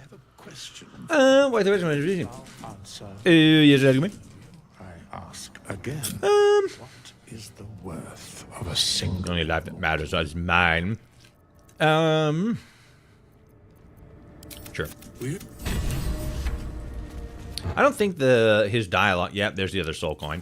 I don't think any of his dialogue specifically matters, like in that specific interaction, like it comes up later. Comes atonement. I don't think so, anyway. Am I incorrecto? Fuck, we're already hurting again. I feel like I already need to take another short rest. Which I probably should. Because, like, we're gonna go up against the goblins outside of the grove. And I feel like with how I usually set it up, we're not gonna have a huge problem. But, like, two of our characters are, like, near death. And all it's gonna take is one poor swing. And they're donezo. So, yeah, we're probably gonna have to do another short rest. I'm not into dudes that much. No, I'm just kidding. But I'll go for Gale if I do a girl character, or just feel like that's also what ends up happening as I go for Shadowheart, and ends up being this weird sexual tension between me and Gale. Yeah, I did that once too. There's that one cutscene where he's all like, hey, I can show you how the fucking weave works or whatever. And I think I maybe like stopped paying attention for half a second and did the option where like it gets a little too romantic, or I just didn't properly clock how romantic the dialogue came in. And then like later when I'm like really starting to get in with Karlach, he the next time I talk to him, he's all like, "Oh, I kind of thought we had something going here for a little bit, but I mean, you know, I guess the heart's waned some other direction. So, you know, no hard feelings or anything, and you know, wish you the best." And I'm just standing there all like, "I did what?"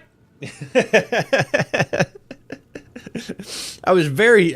It happened with Halson too. I don't even know what I said to Halson, but apparently I said something that made him think I was like interested. And then, like, later on, when I was all fucking, again, snuggling up with Karlach, he was all like, oh, man, I really thought we had something going there. And both times I'm like, I'm sorry. Please. I don't know what I did, but I didn't mean to. I feel sad because I made the video game man sad. No. I was distraught. I was devastated. Yeah, we want to go up this way. Let's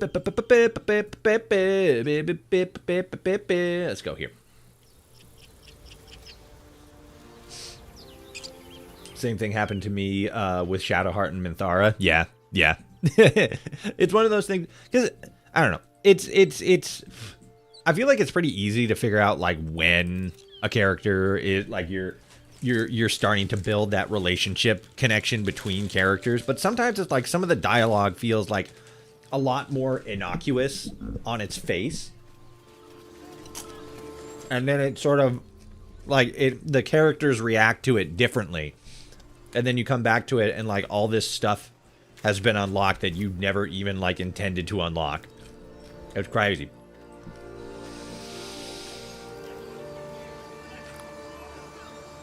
Yeah, let's do another short rest. Do this one. Because now we have the armor on. 5 temporary hit points. Okay, yeah. Yeah, and then all those should still be on. Short rest. That helped. Yes. Good. Can't afford to stay idle.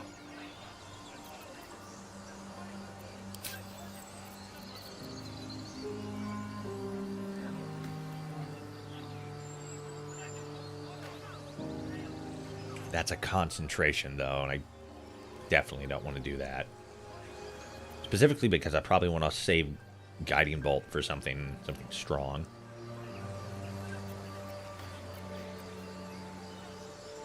Or use Sanctuary. It's either going to be Guiding Bolt or Sanctuary. Those are going to be the only options. Take Gale's staff away. You don't get a staff anymore, Gale. You just either get unarmed strikes, or you're just hurling fireballs at people. Not reaction. That's what you get. What now? Okay, I think everybody's good.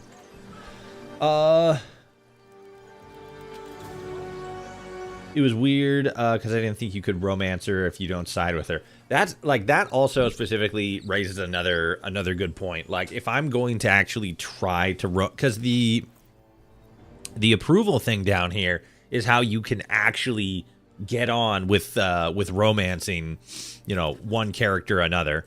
And with Astarion, it's always in like this general area because fucking Astarion is a selfish, egotistical fae who's just always like, why do we always have to do the good thing? I want to do the thing that helps me. And it's like, okay.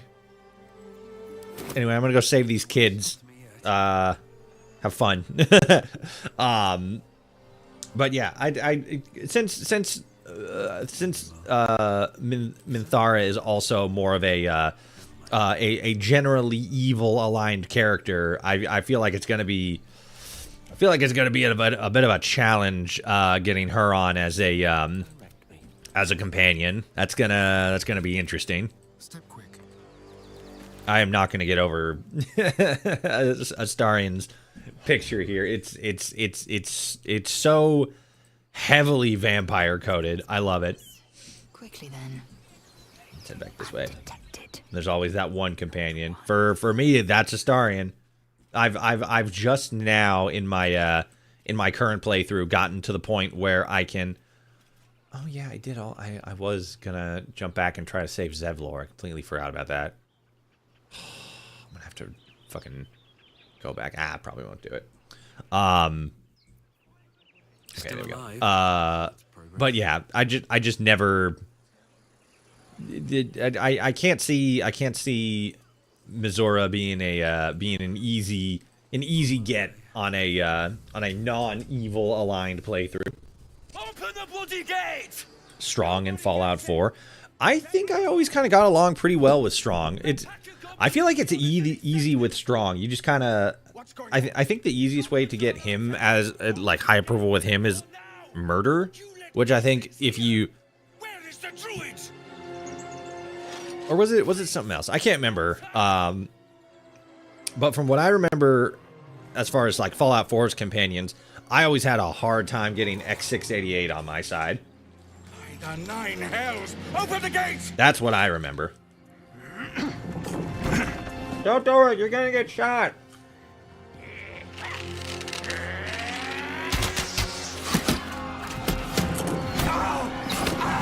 Oh no!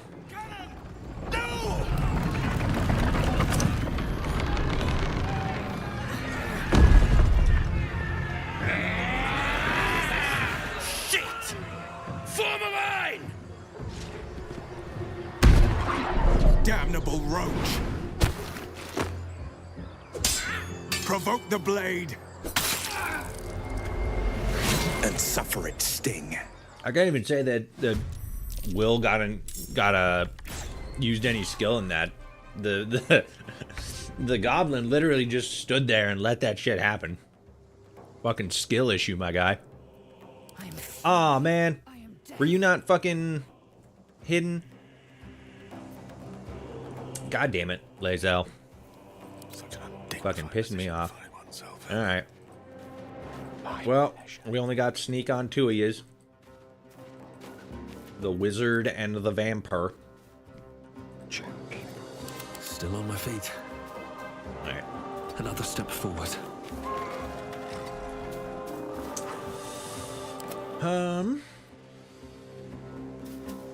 Yeah, I probably hit him. Ooh, I could do Arms of Hadar. Oh no, that's AoE. That's not like a range attack. Or like, I'm thinking the other one where it's just like that.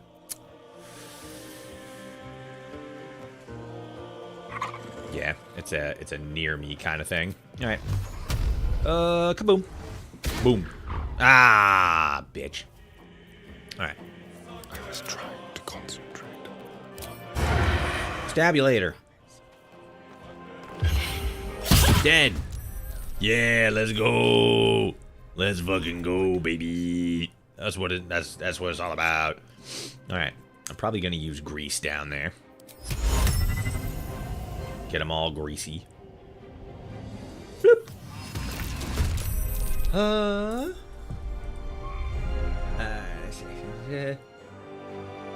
Is this Bauldlock 3? Yes, indeedy. Or 4. Oh, like the number run. I guess for our warlock character, it's technically 3, because the first time we weren't actually on honor mode, and then the second time we were on I had a whole bunch of mods installed that I didn't want installed. And then we started this one. So for this character, it's technically run 3. But in terms of our overall like attempt at this, we are on attempt number 3. The first time got killed by we fucked up and got murked by the owlbear.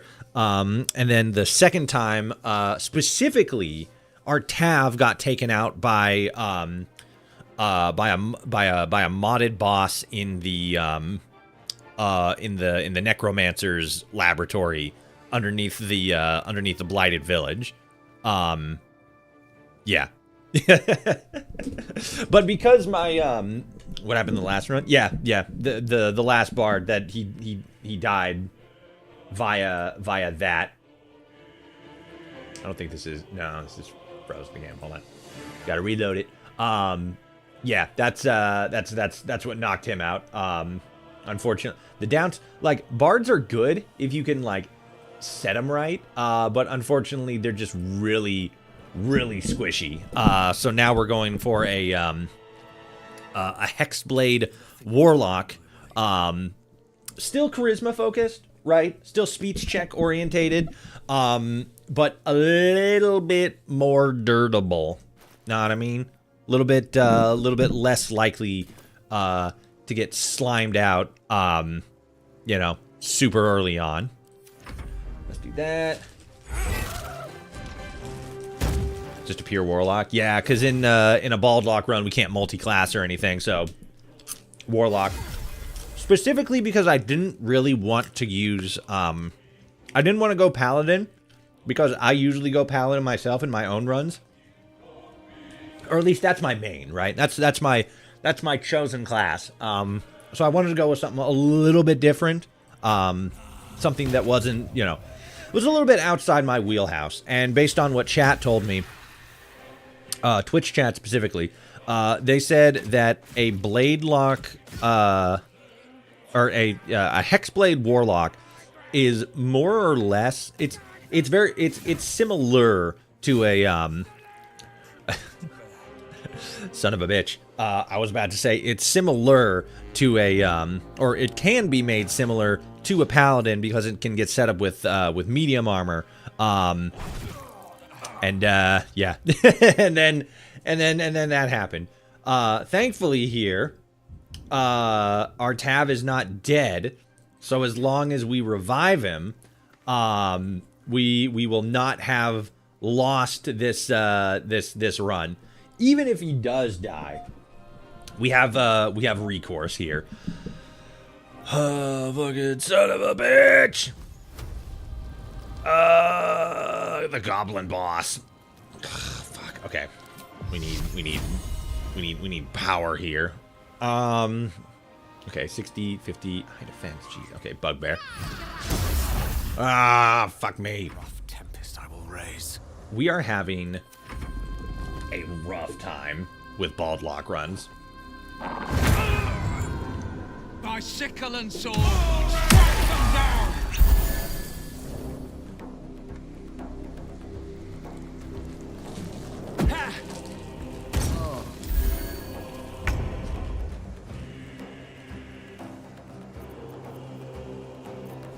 Okay, can't do any action.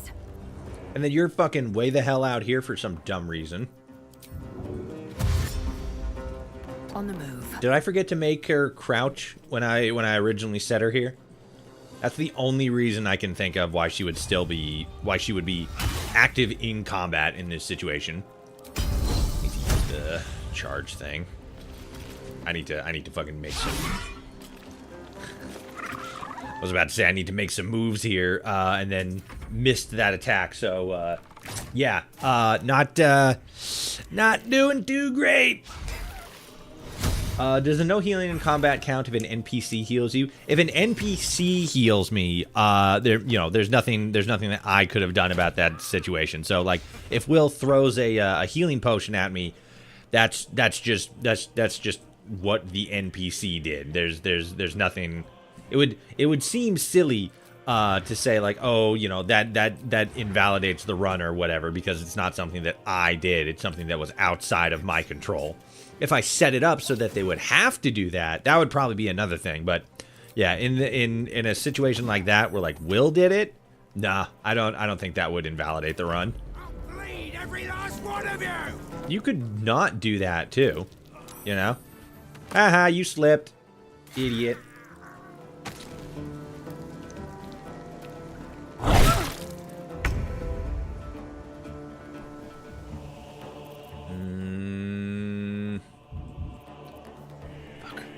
Gonna do Firebolt, but fucking Braith is down there. Braith and Ramira are both down there. Shitbags. Fuck me. Everybody's all over everywhere. Concentrate.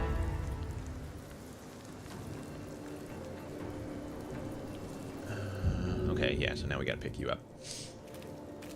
Have you started pre-mapping your runs yet? If I could get literally anywhere in this game, yeah, maybe I would pre-map a little bit better. I have played through Act 1 so many times, specifically like up to the Grove, and then like to the Blighted Village and everything. I have played through Act 1 so many times. I know this entire map fucking inside and out, basically. Any pre-mapping that needs to be done is literally just me getting reacquainted with what all there is. That didn't work. But I do have a general idea of what the game plan is after the Grove. We're gonna go and we're gonna get Karlach. I'll probably pass on doing the Knights of Tyr immediately.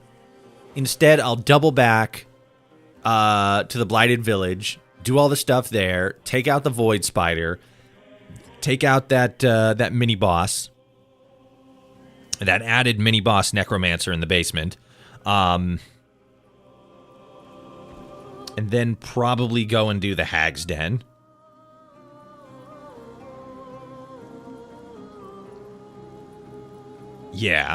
Yeah, do the Hag's Den, and then, yeah, do that, and then go up to the Risen Road, do the stuff up there, go back, or then go to the Goblin Camp, do that, and then do the fight and everything, or do the battle at the Grove and whatnot. Okay, so we need the Tav to oh, fucking Jesus. Can I jump up there? No. I was gonna say we need the Tav to back up. But you're right there, so you're gonna fucking attack me if I try to go up here. Maybe I can make that work. Let's do this. I'm not provoking an attack. Sick. So let's just get back here and get to safety.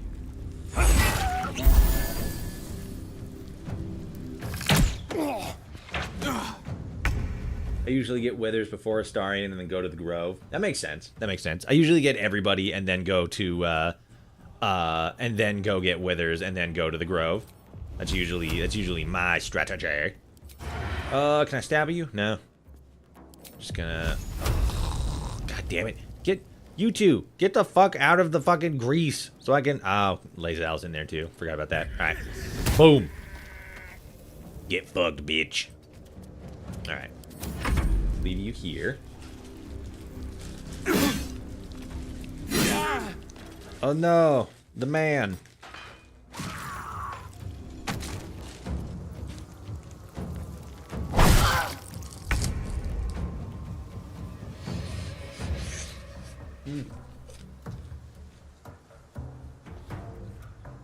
All right.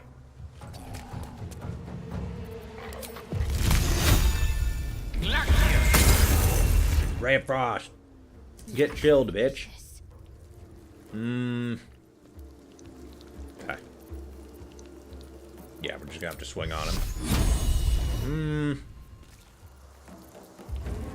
Concussion smash. Come on. Damn it. Saved against it.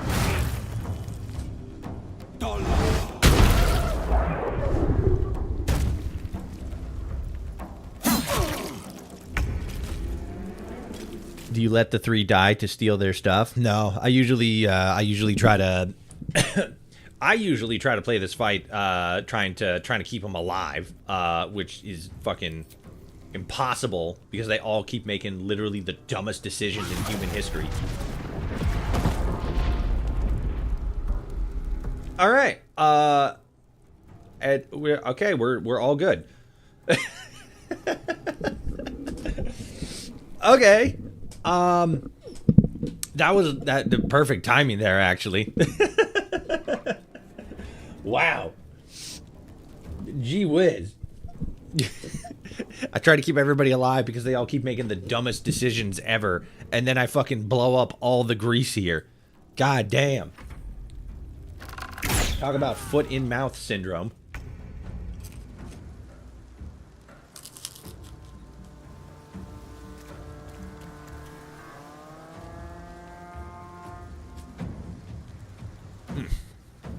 I mean, you know, that's not exactly foot in mouth, but like, holy. Come on. Piece of shit. I tracked my statement. Yeah, exactly. Ooh. That was a good move. You guys see that? That was pretty cool. He like pushed him and he fell into the fire and then burned to death. Finally. Fucking Adrian's out here doing, sorry, Aradin. Adrian. Fucking out here making actually smart, competent moves instead of just being a fucking dipshit all the time. Golly. Is it just him left? Yeah, it's just the bugbear left. Okay.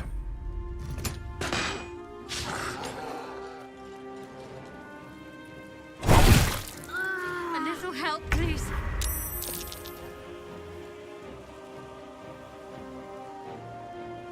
You know the area under the bridge in Act 3? That's Trap. The fuck are you talking about? Have you run into him in Act 3? Yes, actually. He was outside the the fucking temple of that that dickhead wizard. I can't remember the name of. Lorcan, that's it. Boom. Cool. Did 1 damage. Awesome. Yeah, there we go. But yes, I did run into him. I don't remember what he was doing though, but he was probably being stupid and ass. I'm coming, Shadowheart. Don't worry.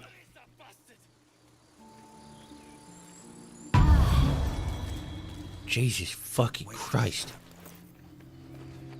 I'm fucking 9 points away from leveling up. How do... Fucking, okay. How am I gonna do that?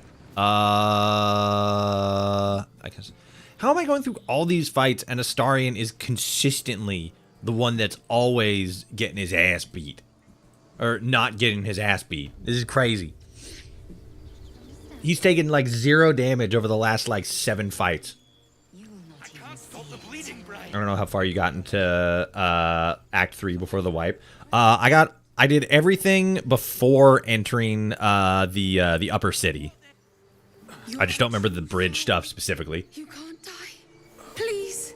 Was entering the Grove a major plot beat? I would consider it, right? I would consider like doing all the I would consider doing all the stuff in the Grove as like, you know, again, like that, a major plot beat. My dumbass companions lost me my first honor mode run because they triggered the tripwire that set off lightning in an area that made us wet. Yeah, gee whiz. Long rest then? I mean, that's kind of what I have to do. Originally, we were playing with like, oh, you know, we can only long rest per Man locks eyes with you. A familiar. Block him out. Protect them.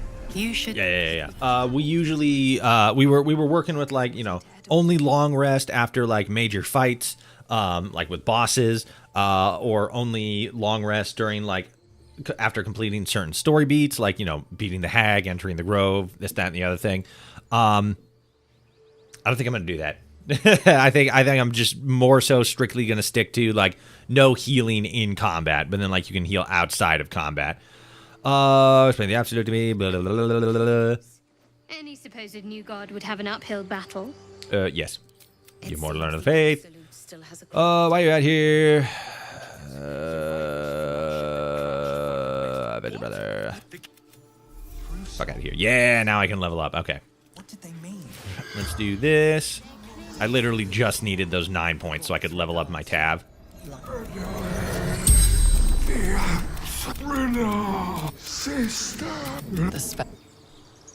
Give me your junk. Strange. Not like that. Why let its host's memories go to waste? The tadpole has absorbed it all. Wisdom. Experience could nourish you. Strength. Fuck.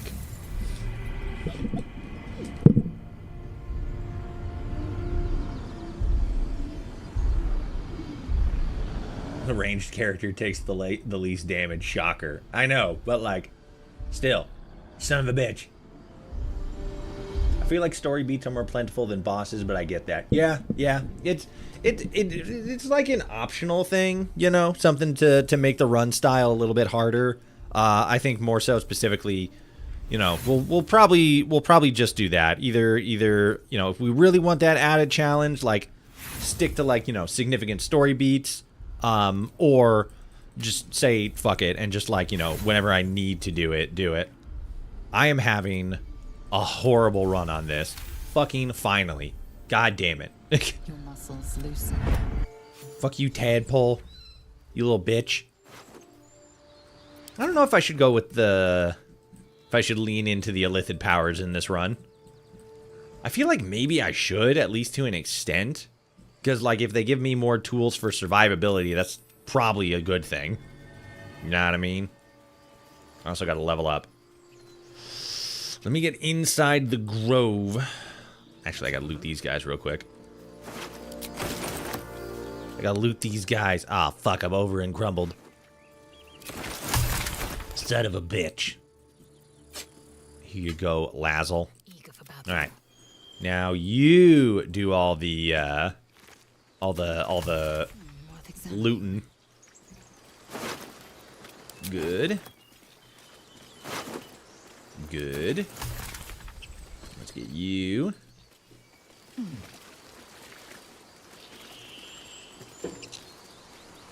No, do the thing where you grab every stuff.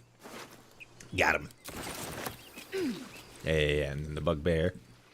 Oh, I guess my character probably would have leveled up if, after finding the other bugbear that's in there. Forgot about that. Good. Good. Oh, well. I got that interaction out of the way. So now I don't got to worry about it in the future. You got a special thing. What's this?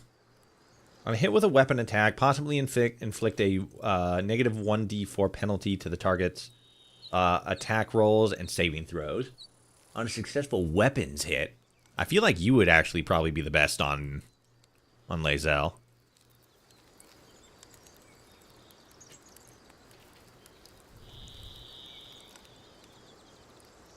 But then again, you have sleight of hand +1, so you would actually be better with Astrion. Yeah. Now he's better at pock picketing. In it. Open the gate! I like giving the worm to Astarion, as he's the one who acts interested in them in the cast. Yeah, that is always usually the one where it's like, if anybody were to like get it, it would probably make the most sense for it to be Astarion. Fool! We was running. You led them straight to us, and you let them take the druid too. Ah, backstabbing. This feels just like home. Pull your claws in, under elf. Show some Fucking respect. racist. This man saved your. The human's eye twitches.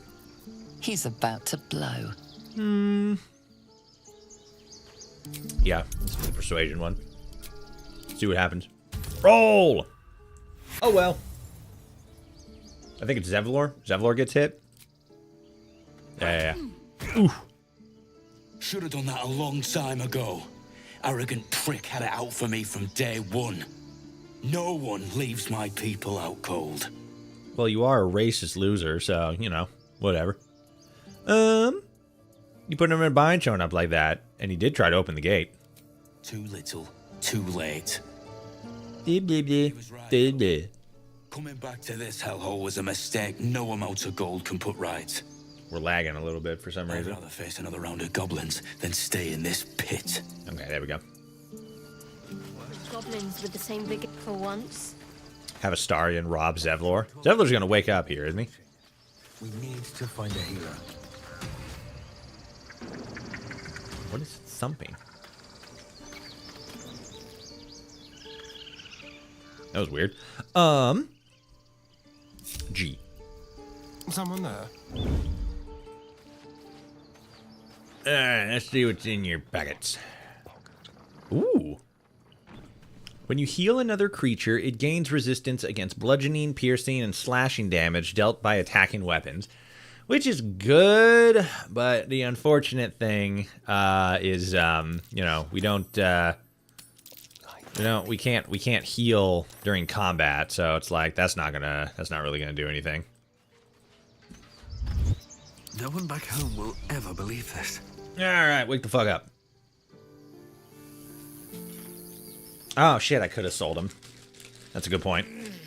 Regression. A well. shot. I should have expected that. What I didn't expect was help out there from a drow. Thank you. I'm Zevlor. This attack will only... We can't stay. Perhaps you could persuade her. See what I can do. Yeah, sure, whatever. Okay. Let's... Okay, I need to... I'm gonna move up here, and then I'm gonna do level ups and everything. Yeah. Because the bugbear is up next here. And I could probably do it with this, but... I don't really want to do that. Everybody's at 1. I'll just level up, and then we'll go from there. Oh, wallpaper engine's fucking struggling. What's going on? Whoop. Okay. All right. We're good. Let me double check here. Oh, no. Wallpaper engine is properly crashed. Cool. Cool, cool, cool, cool, cool. Great. Fantastic. I love it. I'm a big fan of that. I'm a big fan of everything crashing.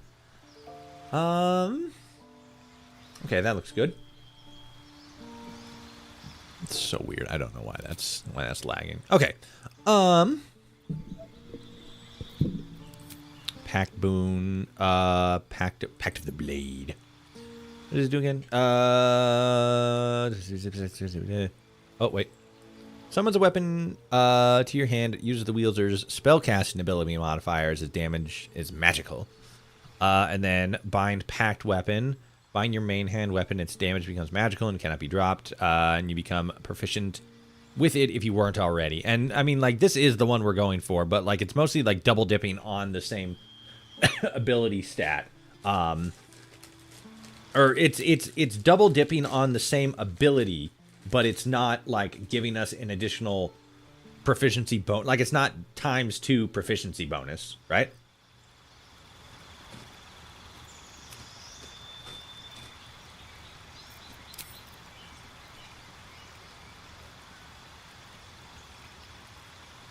Pact of the Blade does the same thing as a subclass. Yeah. Oh, second attack at 5th level. That's what it was. That's what it was. Okay, yeah. And you said Shadow Blade?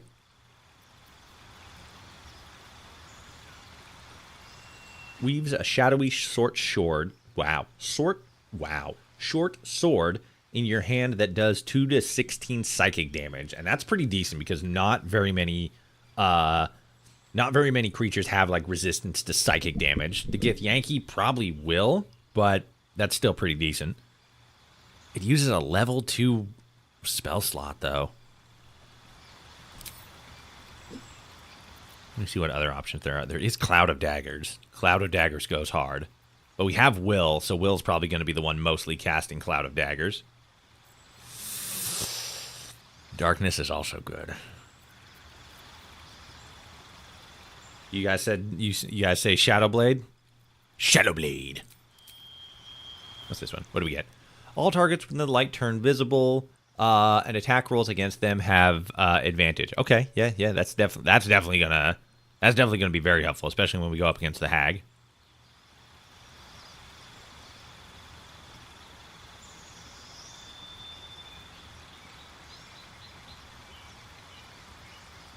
You get them back on short rest, but it doesn't go away until long rest. No, yeah. Well, I mean, we're already out of our short rest options now, but yeah. Your warlock level of spell slot also doesn't matter. No, not like the level. Like, obviously, the level doesn't matter. It's not like, level 1, level 2, and stuff like that. But it's still one of those things where, like... I mean, I guess, yeah, like, all of these are going to use a spell slot, but, yeah. Alright, sure. Fuck it. Let's go. I had to pause for a second, because I'm like, well, we can't respec, so I don't want to be, like, just cavalier about it.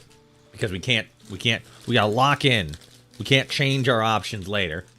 So what's sell me on a spell here, because we're already thinking Shadow Blade. Cloud of Daggers is solid. Darkness is solid. Invisibility is like kind of solid. Misty Step is pretty good. I don't know if I want to use like a spell slot for that though. And then Shield, but that's a reaction thing. We already have a reaction. I don't really want to do that. Shatter's pretty good. And then it is psychic damage.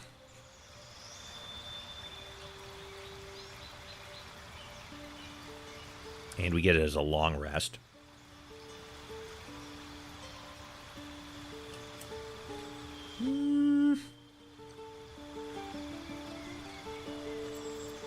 Then we also have Hold Person as an option. Hold Person goes pretty hard.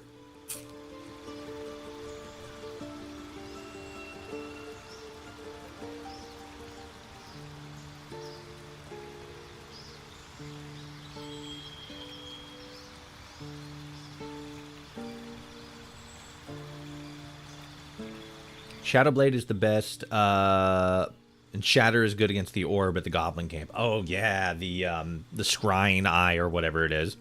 That's a good point. We'll keep Shatter in mind. Yeah, we'll hold on to that one. Shadowblade also upcast, which is good for a warlock. Level 3 to 4, 3d8, and level 5 to 6, 4d8. Ooh, that is pretty good. You need Warcaster to make Hold Person good. Yeah. I guess that is true because that makes concentration spells better.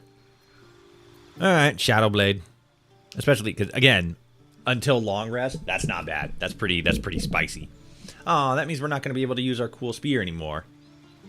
Ah well. Fuck it, let's go.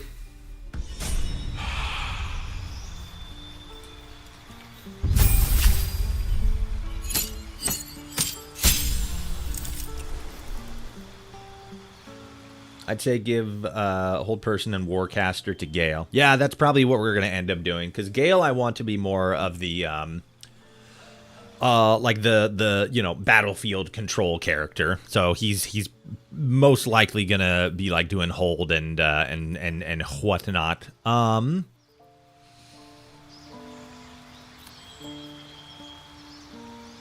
Heals all allies you can see. You can touch. Okay, so let's get rid of you and then put that in there. Spirit weapon. No, that's fine. Gonna be on you into your long rest, and it's not a concentration spell. Yeah, fair, solid rationale. Okay, so Hold Person temporarily. Again, I want Gale to mostly be like a battlefield control character. Like I want that to be his primary focus. So having something like Web would probably be decent. That uses dexterity though, and Gale is wisdom. So I would probably want to go with spells that mostly focus on like that have like a wisdom or intelligence focus. Like that's the saving throw.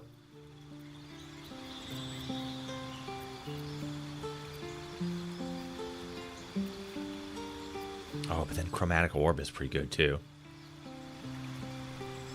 Cloud of Daggers. Usually I go Cloud of Daggers.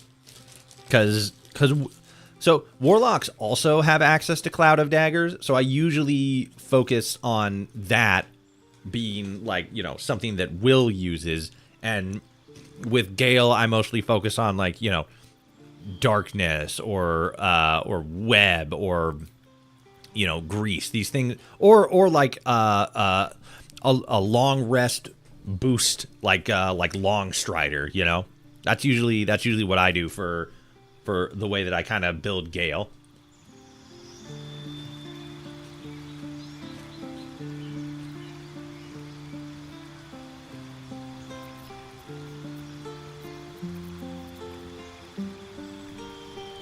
Flaming Sphere is always kind of funny.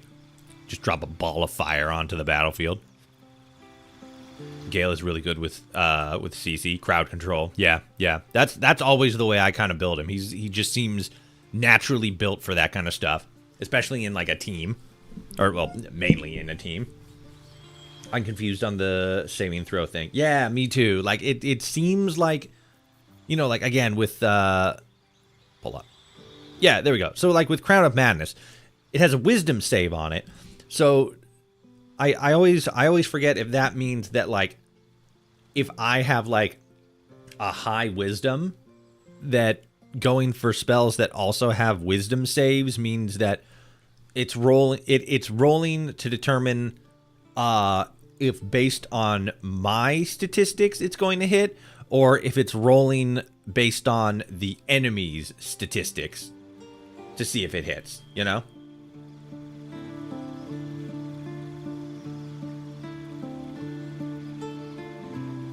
Give Gale knock, it's what I do. I mean, yeah, but knock is more like knock is for unlocking objects held shut by mundane locks, and that's just basically like a spell version of lockpick. And I have Astarion with me, so what would be the benefit of knock over just having Astarion lockpick anything?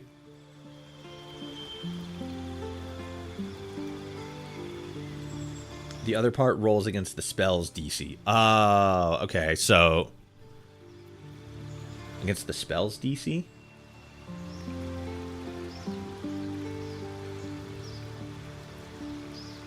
Oh, the other part. Oh, okay. So yeah, it is the enemy. It is the enemy that that has to do like the wisdom save. In the case of Crown of Madness, anyway.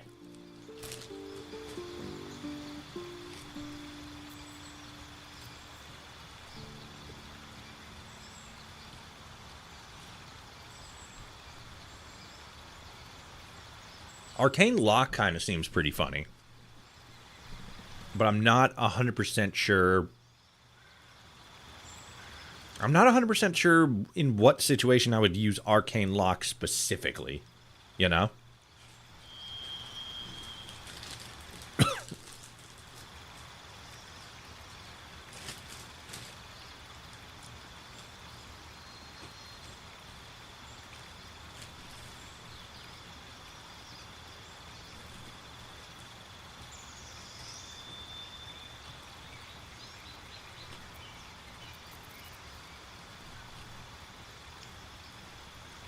I don't know who it's going to be, but somebody's going to get Scorching Rays.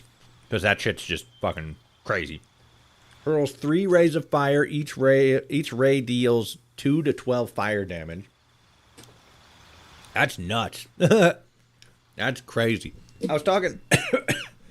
I was talking earlier about that that one mod that I saw, the like the D&D 5.5e mod, right? One of the new classes that it adds is Gunslinger, and it allows you to it like off rip allows you to it allows you to wield 2 like flintlock style pistols as ranged weapons, and it allows you to attack with both each turn. So you get to do a main attack and then a bonus attack, both with pistols, and I think they have like a maximum of like 12 damage. Like I think it's like 6 to 12, something like that. It's a much higher number, but I was able to one shot in that first battle, right, where you're fighting the imps. I was able to one shot 2 imps with just the gunslinger. It was crazy. I don't know if it scales consistently beyond that, but that seems like a very powerful first start. Being able to attack twice, ranged, with something that does upwards of that much damage. I might be incorrect on what the exact upward was, but it was pretty solid. Okay, so for spell saves, you have a spell save DC, which is 10 plus your casting mod. Oh, casting modifier. So like it'd be either intelligence or intelligence. For Gale anyway. DC 10 plus your casting mod, a plus pro bonus, proficiency bonus, and when you cast a spell with a save, the creatures have to make a roll with the needed stats to match or be greater than your spell save DC. Yeah, so it's basically like my proficiency bonuses with like stat wise. The proficiency bonuses that I have, again, specifically if I had again, since Gale has proficiencies mainly with intelligence, and I was to pick a spell that had a proficiency check against intelligence specifically, again, Crown of Madness, but Crown of Madness is wisdom, then the other character, whatever I was attacking, would have to succeed in a spell. Yeah, here's one. Phantasmal Force. This is an intelligence save. So if I were to use this, I would have a much higher likelihood of not only landing the hit, but also dealing more damage because it requires an intelligence save, and Gale has intelligence proficiency? Question mark? I'm pretty sure that's what it is. Crown of Madness will use your intelligence for the DC? It will? But it says wisdom save. So it's not using wisdom, it's using whatever my proficiency is.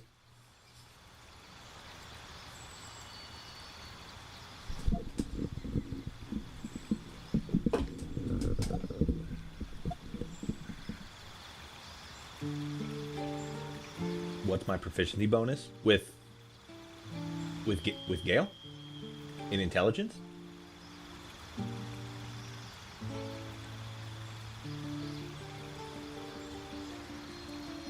Your spellcast DC is based on the spell's casting type. Just in general, what's Gale's proficiency? What's Gale's proficiency bonus in general? I don't know. I see that he has +2 proficiency in intelligence rolls because it's 7. And then we go to wisdom here. He has +2 in a +2 proficiency bonus on wisdom.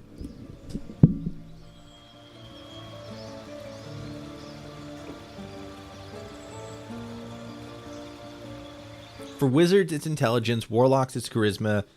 Same with paladins, clerics, and wisdom. Okay, so it's specifically okay. So Crown of Madness here says it's using wisdom as the save, but it's going to default to whatever the main proficiency is for the spellcaster type. So for wizards, it's going to be intelligence. So it's going to, instead of wisdom, default to intelligence.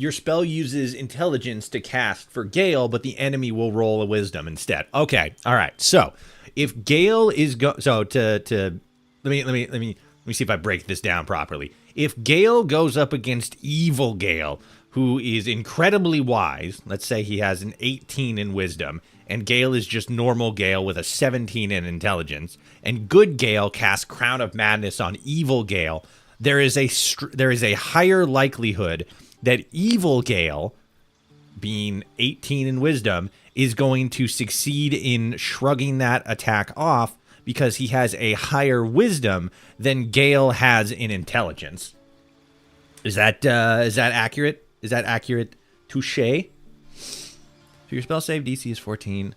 Assuming you cast a spell that requires a creature to make a wisdom save, and they have to wisdom and a bit less than the save, than the effective spell uses DC to add to their dex instead. Yeah. So yeah, it's whatever their proficiency is, but for Crown of Madness specifically, it would require. So if I were to if I were to use Crown of Madness on an enemy that has a crazy high wisdom, one that is higher than Gale's intelligence, yes? All right, so yeah, use it on something that has more wisdom than Gale has intelligence, it's likely that it's not going to work, or it's not going to hit. But if I were to use it on, like, a bugbear or like a combat fighter specifically, somebody who probably has more stats in, like, strength and constitution and less in, like, intelligence and wisdom, there's a higher likelihood because they have a much lower stat compared to Gale's intelligence.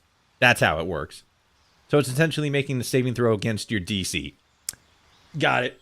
All right, that makes more sense, because I was always, like, kind of a little confused about that specifically, because, like, again, like, see invisibility, dexterity save, Crown of Madness, wisdom save, and it's like, I think maybe in my brain I just kind of, like, assumed it was, like, based on my stats, right? So, like, again, with like fucking I was looking for a random one. Yeah, with, like, charm person, wisdom, that would be.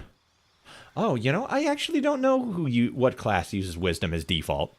But, like, again, because it says wisdom save, it wouldn't be something that I would want Gale, a wizard, to use because his primary focus is intelligence. So I would want something that has, you know, an intelligence saving throw like Phantasmal Force. But it's not saying that I, because of my stat number, have a higher likelihood of landing that. It's saying that it's countering my proficiency stat against their baseline stat of the required save. So wisdom in this case for or intelligence in this case for Phantasmal Force.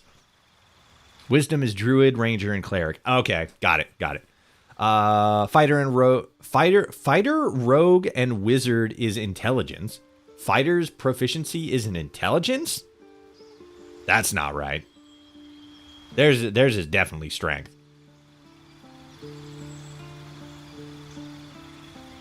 If invisible, you need to make a dex not to get spotted. Yeah, that makes sense. Clerics, rangers, and I think monks use wisdoms in casting mods. Ooh, monks. I thought monks had like a proficiency in like dexterity or something. I could be wrong on that. Paladins. Oh, yeah. Oh, fighter, rogue, arcane. Okay, arcane subclass. Gotcha. That makes sense. That makes more sense because I was like, fighter, what? Yeah, for casting. Okay, gotcha. Okay, cool. That makes sense. But then, yeah, so, whoops, no, I don't want that one. So, yeah, this is what I'm thinking. I'm thinking hold person, and then the magic missile is always pretty good. Magic missile is always pretty solid. Maybe I'll go with that. Maybe I'll go with magic missile. I do kind of want to go with web because that's just another, you know, field control spell. But magic missile, though. And then, again, I'm going to give Will Cloud of Daggers. Yeah. Because there's an overlap spell there, right? Warlocks, from what I've seen, don't have as deep of a spell pool to pull from as far as options for leveling up. But they do have a decent number of overlaps with specific abilities, right? So if I remember correctly, Warlocks have Cloud of Daggers, Crown of Madness, Hold Person, Invisibility, you know, stuff like that. So if I was really trying to diversify, I would probably, instead of Hold Person, want to go with Web, because I don't believe Warlocks have access to Web or Magic Missile. But Hold Person is pretty damn good. Prevent an enemy from moving for 10 turns? That's ginormous. That's giganormous. Magic is tied to either charisma, wisdom, or intelligence in D&D. Yeah.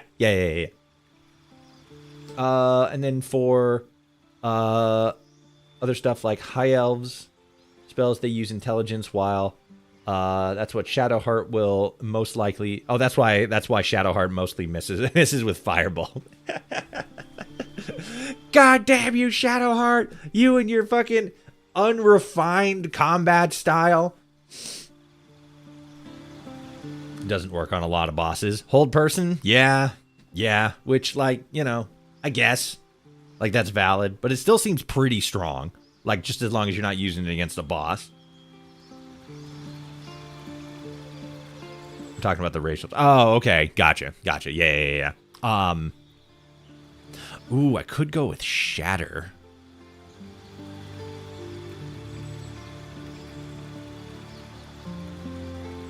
But then I do want to go with. Okay, let's lock in on this spell thing. In terms of diversity, I'm thinking Web and Magic Missile, but in terms of like raw effectiveness, we could probably get a pretty decent amount of mileage out of an additional spellcaster that can use Cloud of Daggers and then also Hold Person, especially if we like combine the two, right? Because Will also has access to Hold Person and Cloud of Daggers. So if they double dip, then there's a high likelihood of not only of like Gale casting Hold Person and then Will casting Cloud of Daggers, and then they just sit there for 10 turns getting shredded. Getting shredded by Cloud of Daggers. That actually kind of goes pretty hard. And I would probably, oh, fuck, I could actually probably do that too. Because I'm also a warlock. So we could just double team it. We could fucking triple team it. We could be flying around here, locking people in place, and then dropping them into a sea of knives. That's nuts. That's crazy. I don't know if you saw it, but Drow used charisma for fairy fire. I don't think I saw that specifically, but especially since, you know, charisma is their focus, I feel like I probably could have guessed that to a degree of accuracy. Oh no, you said Drow specifically, not warlocks. I overlooked that. Yeah, I guess that makes sense. That makes sense. Because you said that, like, that's their proficiency. Charisma.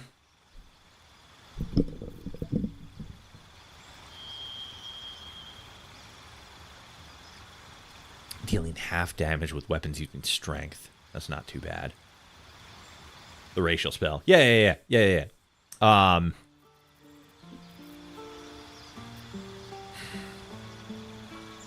Magic missile is solid. Can't go wrong with the, like, never miss spell. I do want to get Featherfall at some point, though. I don't think I'm going to need it right now, though. Especially since I can get, like, potions and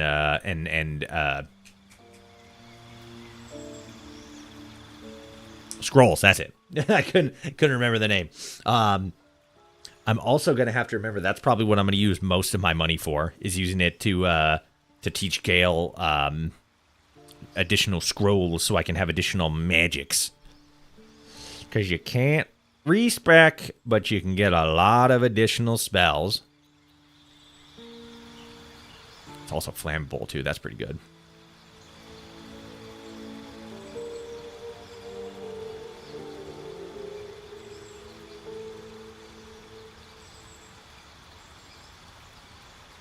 So your warlock is probably going to get someone lit up more than a drow, wizard, or cleric. Yeah, because they have, like, because it's stacking multiple, like, it's a good synergy combination. It's a drow warlock, so it's charisma on charisma, or a charisma modifier on top of a charisma modifier. Who else learns magic missile? I think it's just Gale. Or not Gale, but like wizards, but like, you know, Gale. I think sorcerers also learn magic missile. Do they? I can't remember. I think we're good though. So covers your area in a thick, flammable webbing that slows creatures within it, possibly in webbing them. Which is like, yeah. They do? Okay. All right. Fair enough. Regardless, it's even if like double dipping in magic missile is just like a net gain because magic missile is such a good spell. I guess I could use. Oh, it is a level 2 conjuring spell though. Okay, so those are both dexterity saving throws. Okay, so they're both 4. Last 10 turns.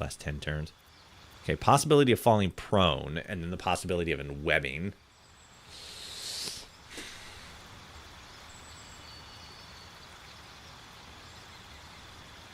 Magic missile builds are crazy. They are. I've seen a couple of them. They go crazy. They go nuts. I'm kind of not thinking in web anymore because in web basically just makes them stuck. Like they can't move, but they can still shoot. Whereas making them fall prone just disables them for a turn. So probably not webbing then. I'm kind of thinking Misty Step, but I'm also kind of not thinking Misty Step because I don't think we want to go with like mobility focused stuff right off the bat. So we do still have Cloud of Daggers out there. We also have Hold Person out there as an option.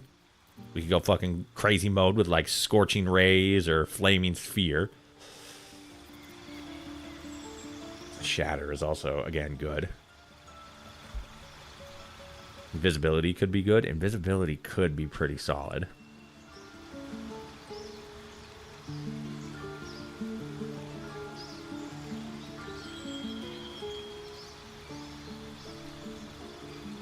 Because the two main things are the sword Sword and the Stone in the Underdark. Yeah, I remember that one. And the staff you get from saving the elf in the Burning Tavern. Oh, yeah, that's right. We do get a staff from him. I completely forgot about that. Yeah, because both of those utilize like charisma as the modifier. That's interesting. Okay. I'm kind of also thinking darkness. It blinds a creature within. Creatures cannot make ranged attacks in or out of it. So maybe darkness would be the way to go instead of in web. Because it's not... Yeah, heavily obscures and blinds the creature. Mostly because it forces them to move. I was talking about a magic missile, but... Oh, okay, I see. Yeah, you get the... yeah, that's right. I remember. I remember the sword. I don't always remember the little minutia of like the stats and whatnot. Yeah. Yeah, I guess darkness would probably make more sense because Gale is supposed to be more of a field control and web is just a more expensive, less efficient version of grease. But darkness kind of forces the enemy to move because they can't make attacks in or out of darkness. So there could be a situation where, like, you know, somebody's coming up on us, we drop darkness, they have to move out of the way, either closer to us or, you know, to the side or anything like that. And then they can't attack while they're in, so it's more of like, hey, you have to move. You have to waste time moving. You can't shoot at them either. Yeah, I know, and that's mostly the point. Because I can also utilize darkness as, like, you know, cover, right? I drop it down, they're forced to move, they pop out, they try to, you know, make an attack at me or whatever. Let's say I need to duck out of somewhere because, like, I'm about to get, you know, in a bad spot, and then I just duck into darkness, and then they can't do a ranged attack at me. And if they try to come in, they're blinded, so any melee attacks are going to have a even lower likelihood of hitting. But... oh, I guess it says you can't make ranged attacks in or out of it, so I probably actually couldn't, like, duck in here and then use magic missile. That probably wouldn't work. Later on, darkness would go good with the warlock. Yeah, I am kind of thinking of doing that as well. I'm just mostly thinking, like, what for now would be the best options for Gale. Because, like, if we, like, double dip character-wise with, like, darkness and stuff like that, even, like, triple dip, right? Because we got Will, we got Gale, and then we got me, who all can learn darkness. If I have 3 characters who can just spam darkness all over the place, that's not exactly a bad thing. There's no lose situation in that. It's just a win-win, because then I'm just spamming fucking, I'm just like all over the place.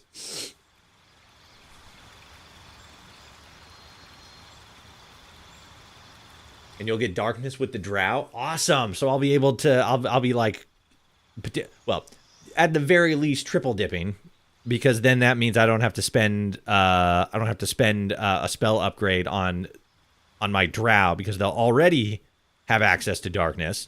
So I can instead use that for something else, or I can double dip with one character and then be able to spam 4 in one battle.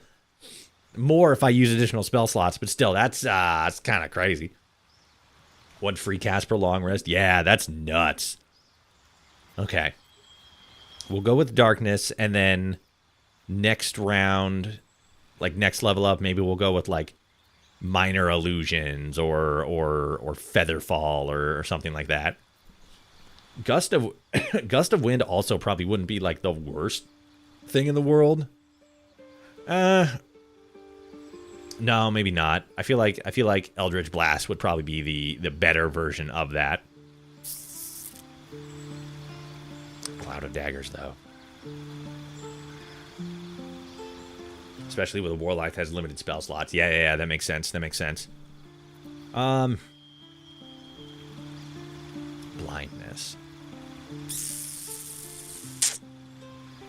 Yeah, because this does the same thing.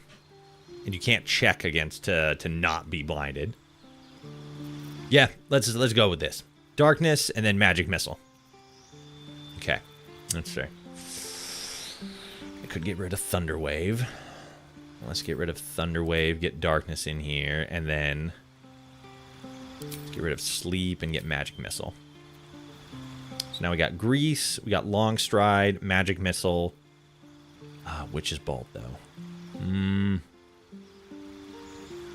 No, yeah, Witch's Bolt is pretty good because that'll connect, and then we can continue to use it, and it won't cost a spell slot. So that's good. Mage's Armor is good. Good. All right, this is a pretty solid loadout here. Grease, Long Strider, Magic Missile, Witch Bolt, Mage Armor, Darkness. Lock it in. I'm happy with that. Okay.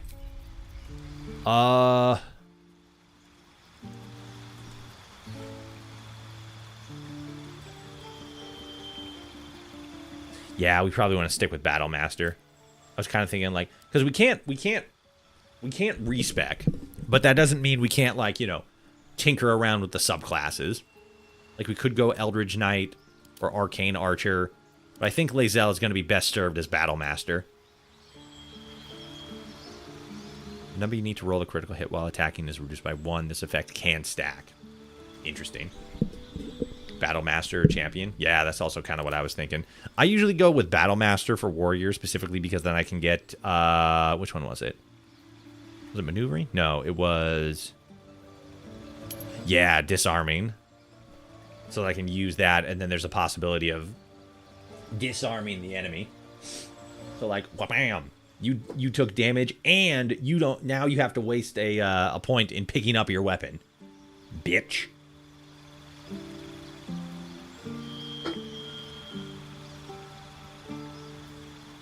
And then, where is it?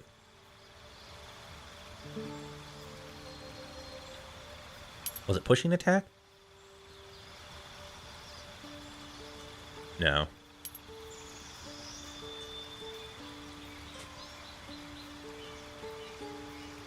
Trip attack, that's it.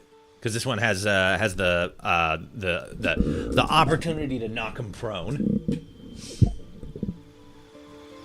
Commander Strike on a rogue is OP. What was Commanding Strike? Oh, yeah, okay. Direct an ally to strike a foe. The ally uses a reaction on their next turn to make a weapon attack. Ooh, yeah, so I could, like, cast that on Astarion.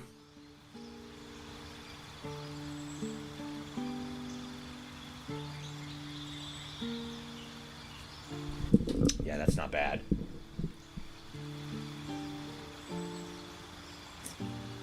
Because with the third one, I think I usually went with, like, on the first one, right? I think I usually go with, where is it? Is it Ripote? Yeah, I think I usually go with Ripote. Ripote.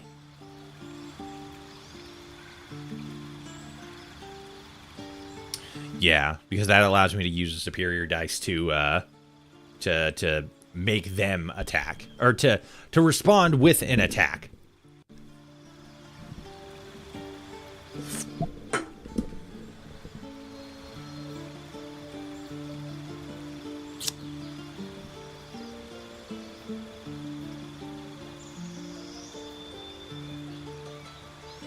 I think I'm going to, instead of... Well, what do you guys think? What would be better, disarm an attack or trip attack? Because I'm going to take one of them out, and I'm going to go with Commander Strike. I think that might be the way to go. Like with a rogue that has 2 attacks, with multi, because sneak attack only happens on 1 attack per turn for that rogue. Yeah. Disarm. So go with disarm instead of trip attack. I like that. Being able to knock an enemy is pretty... Being able to knock an enemy prone is pretty solid, but if I can disarm them and then, like, sweep in and, like, have somebody else grab up their their weapon. That's pretty gamer. That's a pretty MLG Pro move. All right. So we got Riposte, Disarming Attack, and Commander Strike. Great against Paladins. Ooh, that is a good point. I could probably use it against I could definitely use it against Minthara, and then I could use it against Ketheric Thorm, and then probably like a couple of other people, but like, yeah, that's good. Because you can't smite a Haymaker. Yeah, that's true. All right. Commanding Strike, Disarming Attack, and Riposte. Perfecto. French. And then the Rogue. Go with Assassin. Perfect. Second story work is kind of pretty decent. But then, like, you can accomplish the same goal with fucking Featherfall. It's like, oh no, you go one on a spell slot, or like a potion, or a fucking, fucking, what is it? You go like -1 on some kind of resource for like a little bit, and it's like, oh my god, oh, what have I done? Okay, Cannon? Alright, let's do this real quick. Let's grab you. Get up, cannon! Sword. Shadowblade. Alright, what do we got? Shadowblade, you have an advantage on attacks against light and heavily obscured targets while using this blade. Oh, wait. Against lightly or heavily obscured targets while using this blade, yeah. So if I'm fighting anybody in, like, oh, that actually kind of works out, though, because it's like if somebody casts Darkness, if I have Gale cast Darkness on somebody, I can run in and hit them with Shadowblade, and then I have an advantage on that attack because they're heavily obscured while in darkness. That's pretty good. That's pretty decent. Duh, Ragzlin is fucking tough to go against because of his hammer. Yeah, he's definitely the guy that I would be using Disarming Strike on.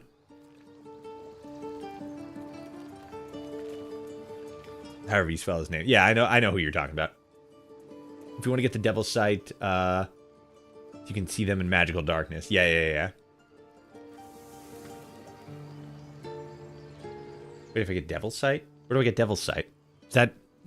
I mean, obviously that's something that's like... Yeah, so I got superior dark vision. But that's only like in dark. It's not in like darkness.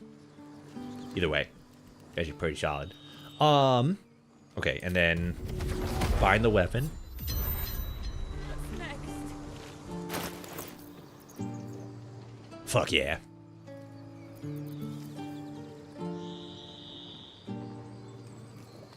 Ooh. Can I do...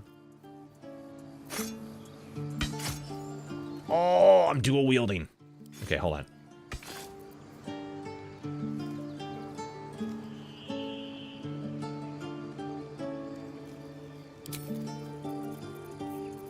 Can I do this? Can I get a second blade using Pact of the Blade? Eldritch Invocation. Ah, yes. Devil's Sight and the Darkness are a fun pair. That's what it is. That's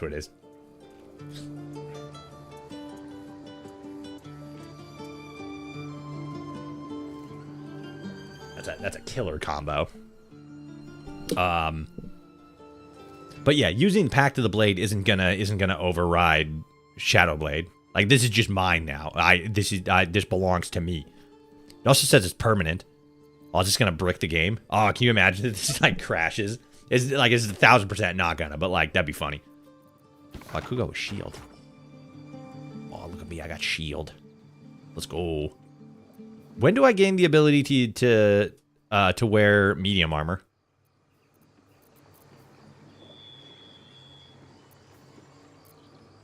The difference is charisma modifier. But can I wield both at the same time? I should be able to, right?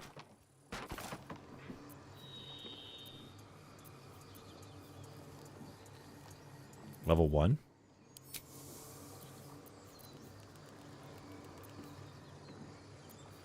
Warhammer, flail, maul, sickle. I feel like sickle's the only one that I would actually be able to dual wheel.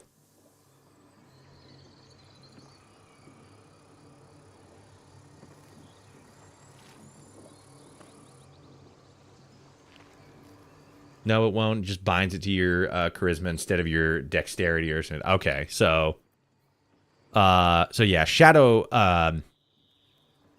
Blade is the only one that would that does damage based on my charisma modifier, whereas like all of these ones will be based off of like either strength or dexterity. Yeah, offhand will use standard ability, so I can dual wield them, but if I have one of these in my offhand, it won't use charisma for damage modifiers. Weapons with the light property can be dual wielded. Okay, so this has the light property, so I could, in theory, switch it to my offhand. Like if I, let's say, if I went with like a long sword. Oh wait, no, probably not that. It'd probably be short sword.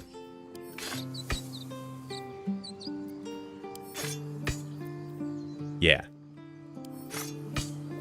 So the short sword does more damage as a main hand, and Shadow Blade does slightly less as an offhand. Both weapons have to be light. Yeah.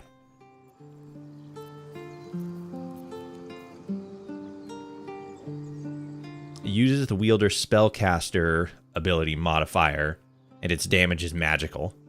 That still kind of sounds like it would be the preferable option to just like, you know, a short sword, for example.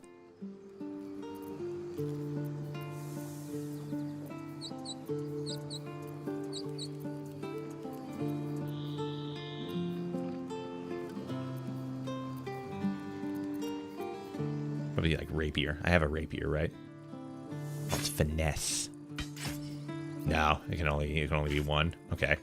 So yeah, anything that I actually summon with the Pact of the Blade is going to be like, it's not going to be a light weapon. It's going to make it so that I can only pick one option. All right, that makes sense. Okay, let's see, 5 to 19, and then let me get this one here real quick.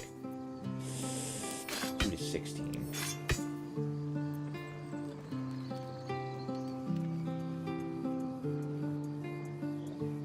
Unless you have the dual wielder feat. Okay, interesting.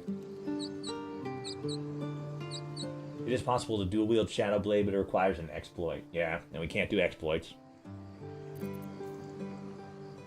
Okay.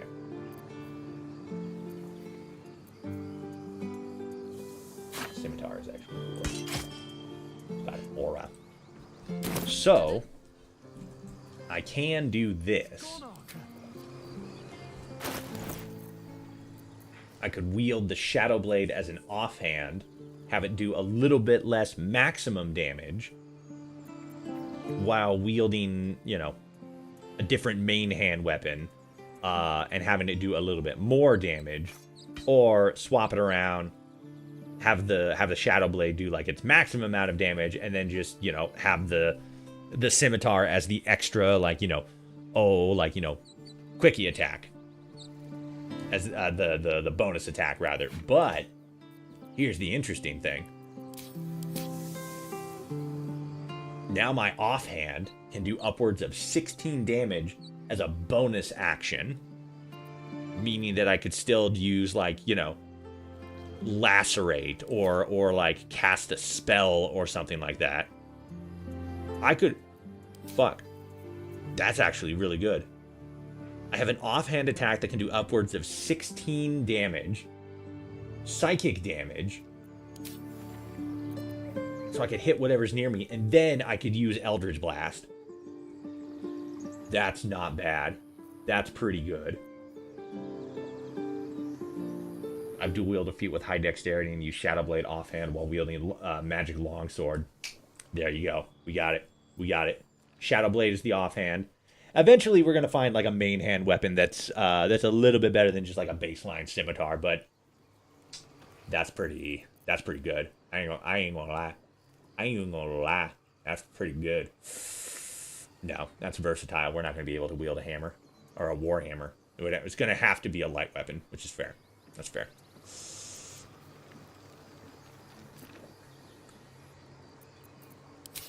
Yep, this is it. This is good. This is real good. Alright. Sorry, I was talking to myself. What happened? You're dead? Oh, no. Woo! That was close. I almost fucking stole from him, and then everybody's gonna be all like, what the fuck is wrong with you? I'm gonna be like, I'm sorry, please. Don't beat me up. He's not breathing. Go find a healer. It's probably fine. Whoa. He is gone. No! Calm down, Lae'zel. Your hair went a little crazy there. I'm sorry. Alright, What's next?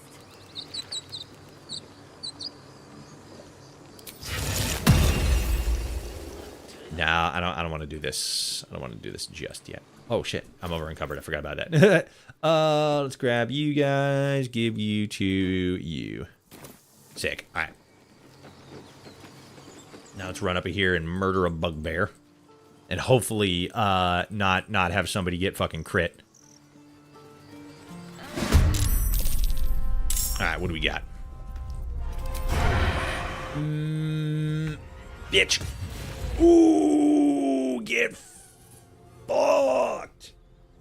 Woo. 35-8.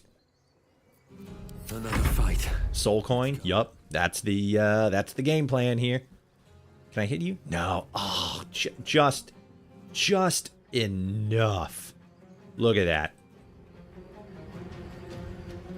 Ooh, actually, hold on. Let me see. I probably can't, but let me try here. Nah, fair enough. All right. Bite and blast. Fair. Was it just I was too close?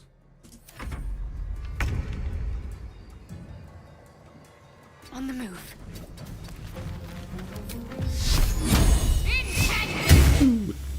Nice. All right. Let's grab these guys. Ooh. No, that's not light, so I can't dual wield that. See, now I'm just looking for shit to dual wield. Hello. But you're not here. Let me guess. I have a bloody face. Your devil mistress sent you to get her Could use soul deception. coin back. But too bad. I earned it, fair and square. I don't gain experience by passing skill checks, so I guess it doesn't really matter. Coin, wait, no. I think Paladin is the one where he's just like, nah, just give it to me. But maybe I should do deception here.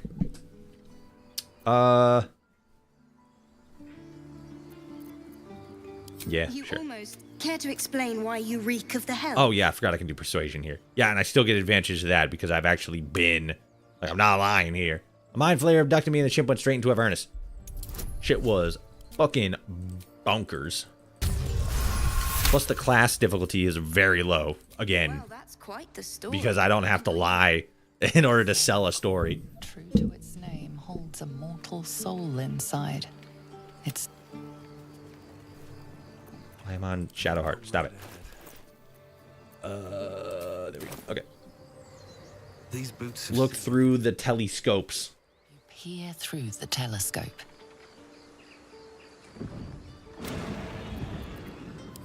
Persepi.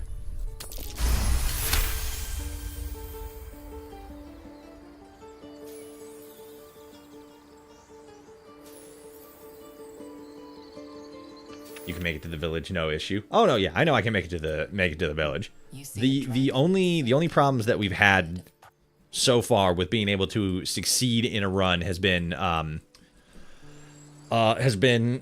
bad luck with, or like being ill prepared with the owlbear, and then just not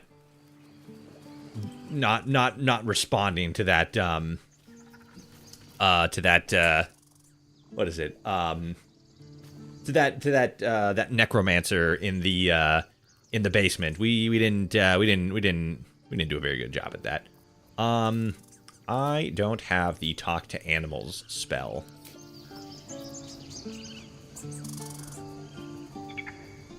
I'm ready. Whatever it takes. Who has access to that? I don't think it's Shadowheart. Somebody... Ready and willing. Eager for battle. No, actually, now that I think about it, I don't think anybody does. I think Paladin does. Oh well. This interaction is fine. Seems like a good moment to talk. The squirrel lunges at your foot and bites it. Study creature behavior. Bam.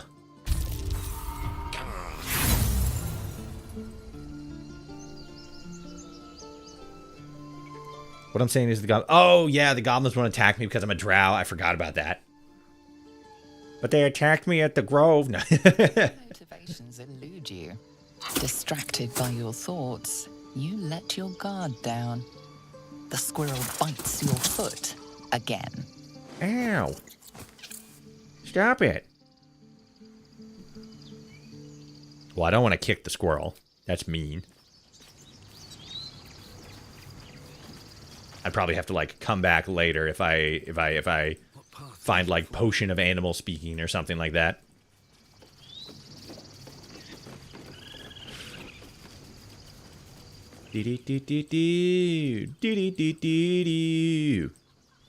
All right, let's get over here. Whoopsies. There we go. I care about our lives, our futures. No, There's one in the cave. What cave? There's a billion caves. Oh, I gotta sell some shit real quick. Okay, let's sell as you. Well met. Is there anything you need? Act fast if I know it's drastic, but we druids will be safe. There just aren't enough supplies to just some bits. I don't want to do that. I want to do the other thing. Let me do that. Is it worth it to like donate to a shop? Because that's one of the things I noticed. I noticed that if I just like take gold, and I just give them gold, it says the trader will be pleased with this offer, and like I can better the owlbear. Oh yeah, there is one in the owlbear kit. You right. And it's like I can better their attitude, but is it worth it? Is it worth it to try to increase my attitude with or increase the relationship that I have with vendors? Is it worth the monetary gain?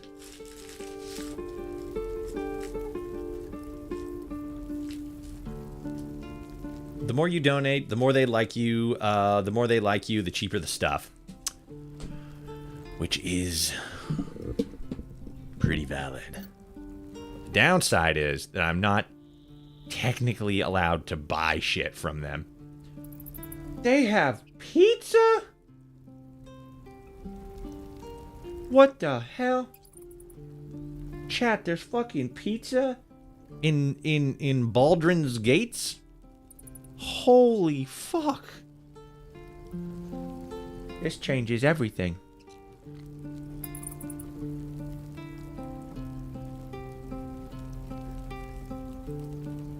This changes everything, chat. They have pizza in Baldur's Gates. Holy shit. What was this one? Haggis. They got haggis. They got pizza. They got onion and honeyed ham.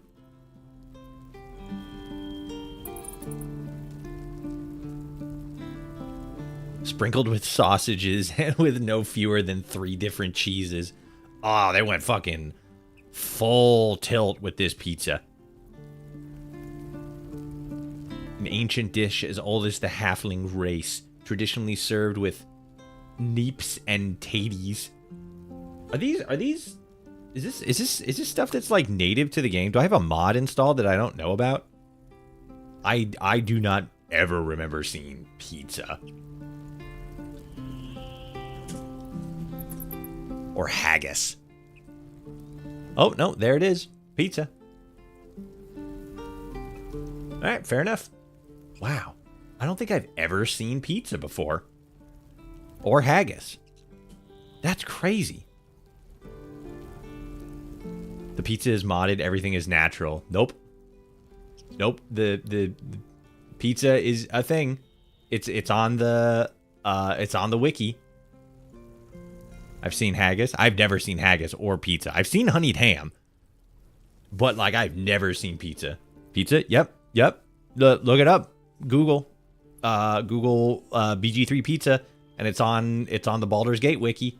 It is an actual consumable in the game. That's crazy. Yo, that's fucking awesome.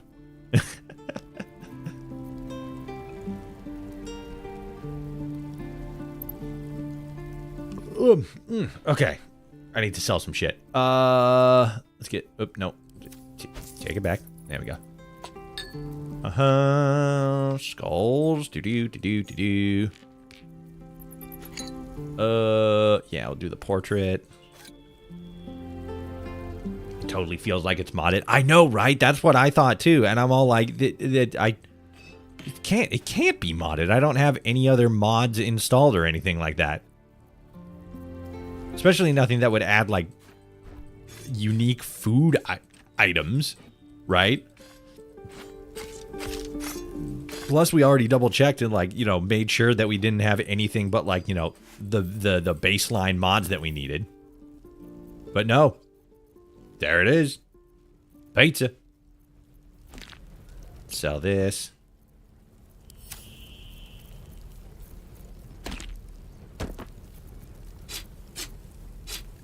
Sell all this crap that Lae'zel has.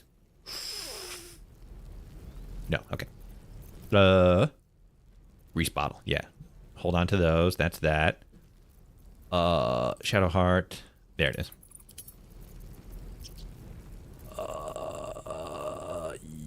Yeah, we want to hold on to all these. Go back to Lae'zel. Here we go. Pizza, that's crazy. Oh, do I want to give... No, I don't think I want to give Shadowheart the hammer. That's fine. No, we don't need that. And tongs. And that's good. Okay.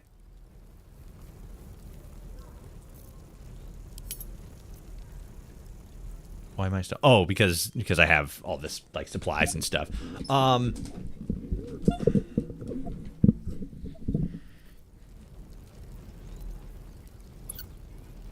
So we kind of talked about this already, right? We talked about how one of the like harder difficulty rules of the playthrough is that we can't buy anything from the shops, right? So additional potions, no. You know, like special weapons like Dragon's Grasp or like, you know, the gloves of missile snaring, which are actually pretty fucking good. Can't do that. Should we? So now I'm thinking we don't do the like you can't buy from shops thing, which is also sort of like I wouldn't really be buying a whole lot from shops anyway. I'd just be buying like camp supplies. But maybe it is going to. Maybe it probably would be a little bit more balanced not to or to actually buy stuff still. Because eventually we are going to sort of need to buy more potions if we're only healing outside of combat.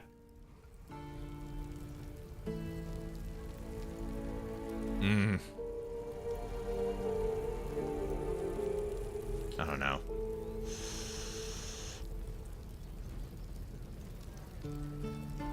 I'm gonna do a modded playthrough, and I just remembered Wither's Big Naturals. Hell yeah. The canon way of playing the game. Okay, let's do this at least. Let's do this, and then let's take some stuff out of here.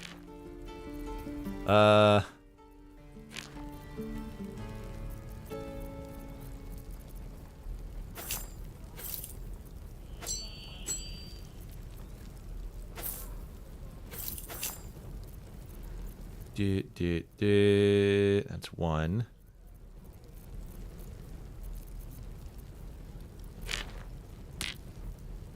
Yeah. All right. Okay. So, yeah, that's something, and then we can, then I can think a little bit more on the like no buying anything rule, because from what I remember, I've usually been pretty good at making sure that everybody has. I've usually been pretty good at making sure that we got potions, but at the same time, it's probably, we're on a harder difficulty, so we're probably going to be using potions and healing spells more often, which means we're probably not going to be able to as effectively keep up a sufficient stock of potions. But we got time in the grove to kind of mull that over. I will take this opportunity, get rid of all this excess baggage stuff that we don't need.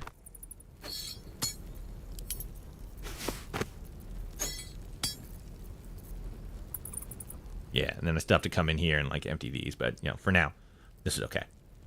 Yeah. Dope. Yeah,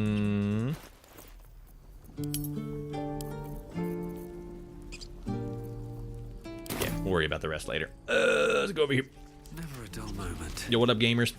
Hells. Or yell louder. That's fine too. First flash on. Let's go. Thank. They approved. They like me. They really, really like me. Oh shit, that's a good point too. I don't think I can talk to the strange ox because we don't have anybody that can cast the fucking magic spell that makes it so that we can Disney princess talk to animals. So let's get Will. Children. Go on. Hit me with your best shot. Far away. Parasite in our brains. It's crazy. A devil's advocate. A champion in the blood war between diabolical forces and demons.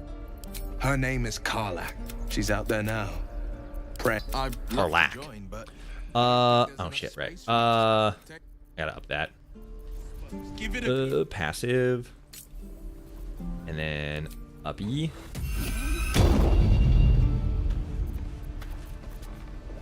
Let's do one more, just to make it so. Okay, so now we're covered for Karlach. Now pull back and swing.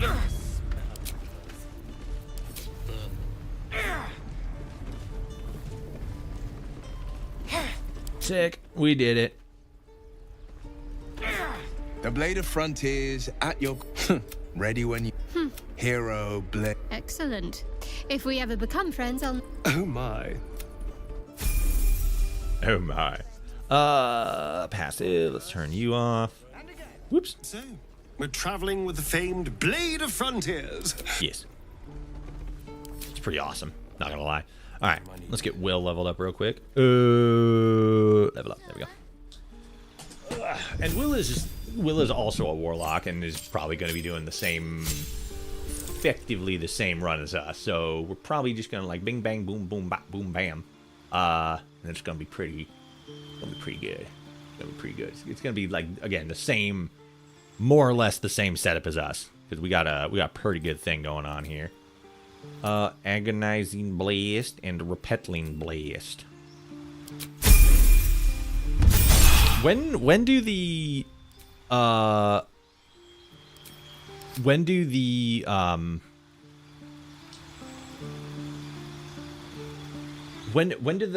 Hexblade Warlocks get access to medium weapon or to medium armor rather?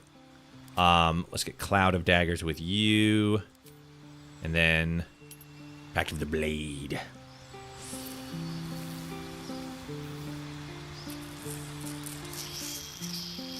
Yeah, that's fine.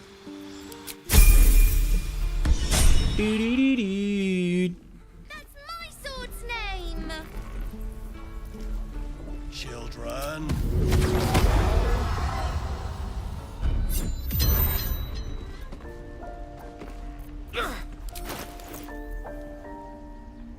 Oh, wait, no, I don't think I wanted to do that.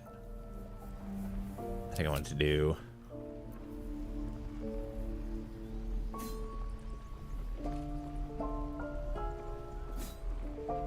Yeah, I think I wanted to do rapier with this one.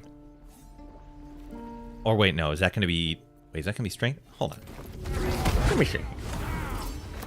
And again. Okay, so now we got that, and that's... Okay. 4 to 11, 2 to 9. Yeah, okay. So that's good. That's good. That's good. And it's already packed weapon. All right. Cool. That's good. Let's give that to you. Give that to you. Give that to you. Give that to you. You, and then send to camp. You get it at level 1, similar to Life Cleric getting heavy armor. Okay, so we can already use medium armor. We just need to get medium armor. Okay. Cool. Makes sense. A few words for the kids. Spare a story. You must outsmart and outmaneuver. Your greatest weapon is your cunning. Use your brains. Yeah! Let's go! Yeah, it's pretty great when I smile. It's pretty funny. Let's go over here and this guy is probably one of my favorite characters just because his line read isn't bad, but it always makes me fucking giggle where he's all fucking like step, strike. Damn it! Isn't there a set by the blacksmith that you can take? Ooh, maybe. We'll find out. Let's talk to Gwex here real quick. Step, Harry, strike, damn it! It's just not land. He's having such a hard time. Yeah. You need to be ready for a fight. But I'm useless. Athletics, insight. I got a better chance with that anyway. Roll. Let's go. I'll try and brace them better. You really know what? Oh, yeah. But I'll keep at it. Alright. So now we go over here, do this thing, tell Azella to shut the fuck up. She pissed me off. Fucking pissed me off. You dare interrupt? Has the tadpole Chucky. Fine. What do you want from me? Let's just say nothing.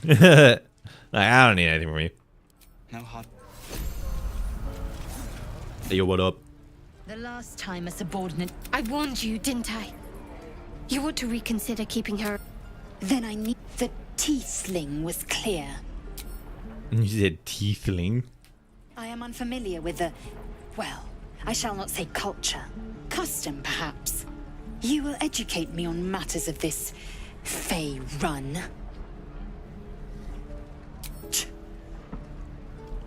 Fey run. By covenant, I can say...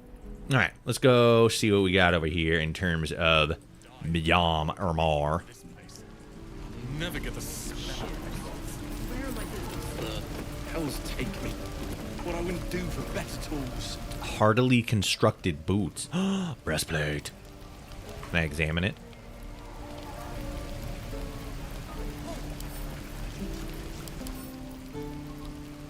Ooh, it is medium.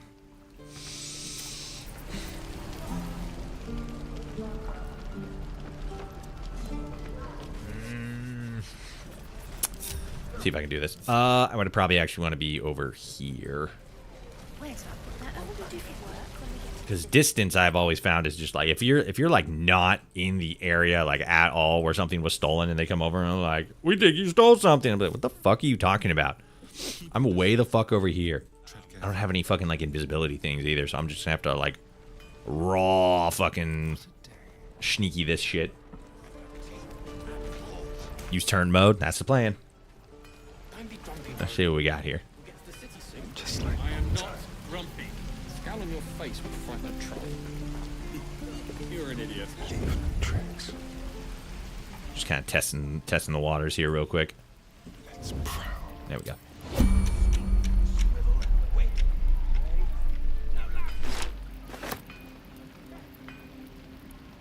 And those are just gloves. Yeah, just regular gloves. I'm not going to do anything. Exit.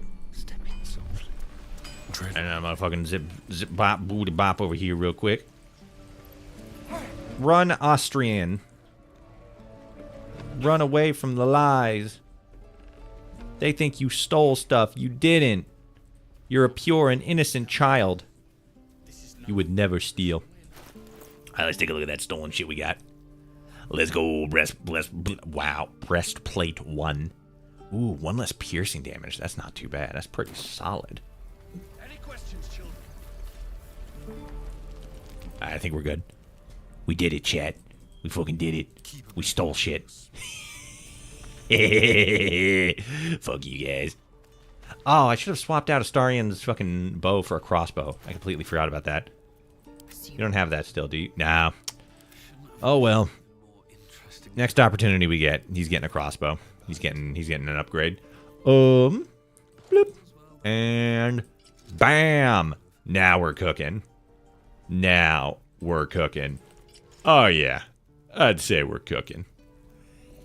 Fuck yeah. Alright, so let's see. 17 AC. We're better than Shadowheart. We're better than everybody. We currently have the highest AC out of the entire party. With medium armor as a warlock. I ain't gonna lie, that's pretty slapping. We probably have the highest attack too. Actually, Lae'zel probably still has that. Yeah, 18. But like, actually, I'm gonna take your range thing and I'm gonna give you to you. Because you gain the highest benefit out of having that. And then I'll just give this to you just so that you have a ranged ability. Perfect. Give up now. All right. Need to find a way forward. Oh yeah, they fucked off. I forgot about that. I was like, where are they? They're gone. You do have 2 weapons though. That's right. I don't do the most damage with 1 attack, but I can deal out the most. Jesus, sorry. I can deal out the most damage in one round. They don't Theoretically. and a high fence to keep. No bother. Oh, my armor, it's so fucking clean. Anyhow. What about you? Big plans for when you get to the city? Absolutely not. I plan on blowing up everything. And a better range. Well, yeah, but it's hard to I was going to sort of like question myself there and like, is it actually is there a like, is it better or not better, but like harder to get oh, that's my offhand. Okay, there we go. Like, is it like with like, you know, specific weapons or specific like other things, is it better than fucking Eldritch Blast? And then I thought about it for a second, like, no, actually I don't think it would be, because Eldritch Blast is still gonna scale. I mean, like, everything's gonna scale, but like, you know, force damage, and then on top of that, like pushing and stuff like that, that's pretty good. I can't lie. That's pretty solid. Hurry up, Gale. Nobody's doing 0 damage in here. We gotta figure out what the hell. I have a lot on my mind and, well... Hello. You ain't gonna shoot me. Your hands are shaking. I just kind of walk up. Like, hey, what are you guys doing? Put it down. She can't fight back. That's the point. Get out of the way. She didn't kill your brother, Arca. You're better than this. Yeah. Shoot before you lose your nerve, Tiefling. If you ever had it to begin with. Tiefling. Did you guys hear the way she said that? That was so rude. Yeah, sure. Fuck it. Gale likes it. And you know what? I like Gale. He's kind of cool. You move. Yeah. Persuasion. Yeah, I won't waste on detect thoughts. I'll just do persuasion. Yeah.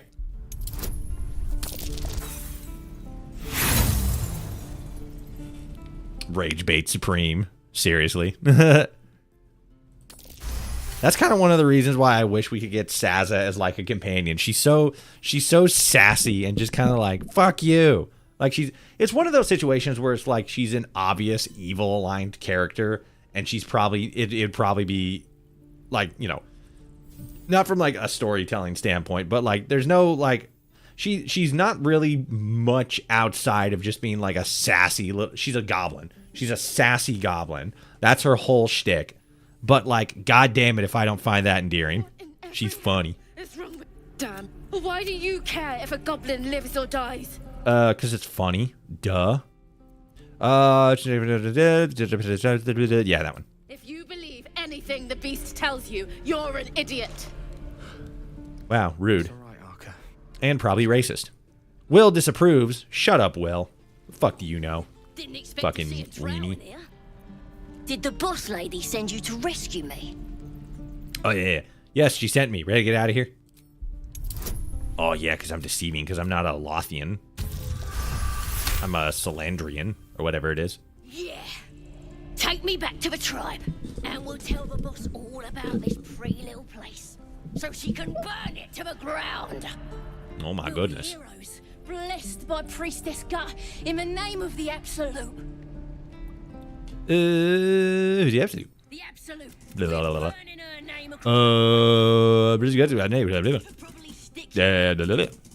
Alright, sick.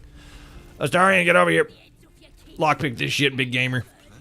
And your dogs. Dog. Ain't no dogs here. Fucking Saza, you're seeing shit now. Alright? That's what you got going on. Oh shit, yeah. I forgot. I gotta open it and then that continues the thing. Just go to her and be like, hey, cage is open. And she's like, well, fucking open it then. I'm like, alright, you know what? Fair. Believe it. Of course, an establishment like that invites all sorts of outlandish entertainments. The yawning portal. What's the yawning portal? An inn in Waterdeep. Oh, never a dull moment there. Adventurers come from all over Faerun to try their luck down the well. Leads into the Undermountain, you see, full of death, danger, and vast amounts of treasure. Hard to resist.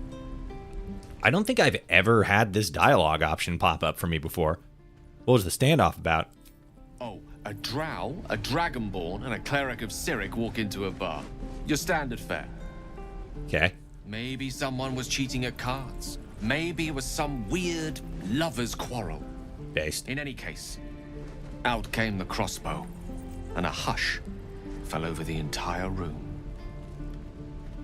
What happened next?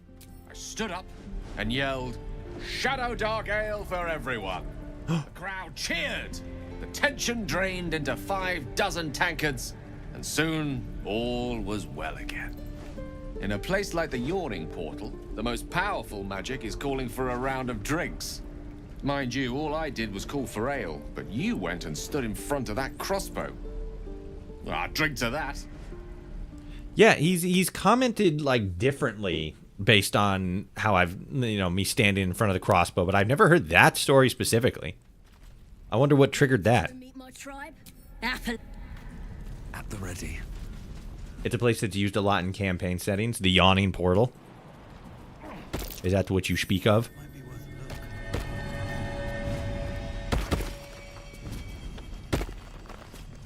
Jump, Gale. There you go. Alright. Who's got the magic hand? You do. Can't see a thing from down here. Mage hand.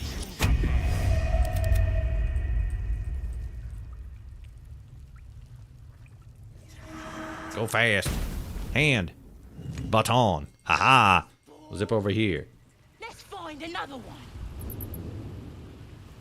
Ooh, I can do that. Baton. Yes. Ah. He still got me. Yeah. Yeah, I kind of figured. No, I don't want to use. I could. Yeah, fuck it. Use the hand to turn the other thing off.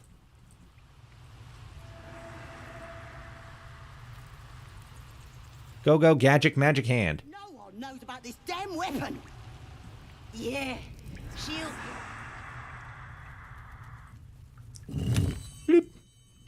Grove's got to be full. Can I do anything else? Can I do anything hilarious? Can I pick up this water and throw it at somebody? Oh, what if I do this? Ah, too heavy. What about you? No. Alright. Maybe we can set him on fire. Hold on. We should set the I'm gonna push him. on fire. That's what I'm gonna do. Just for the shits and giggles of it. Bitch! Fuck you. Alright. Now, we move on in. This is actually pretty smart. I never thought of this before. Glowing eyes are rarely a good sign. Best be careful. Shut it. Boss would whip you for talking that way. Well, at least we got the druid to keep ourselves entertained. Oh, fuck. What the hell? He's boring. Let's find another one. What happened to the hand? Did one of them attack? What the fuck happened to the hand? What the hell? Whoa, whoa, whoa, whoa, whoa, whoa. Hey, not fair. What the fuck? I had a whole fucking setup thing going on and everything. Oh, that's bullshit. At least I get to do that, though. Oh, one shot, one kill. Get fucked. 19, 11. Yeah, gotta be you. Ah, fuck you. Okay. God damn it, Shadowheart. I don't think I have proficiency on any of them, but I can do this. Alright. Careful now. I know, right? Like, what the fuck? Why did the mage hand go away? Mage hand isn't like a temporary thing, and none of them were attacking.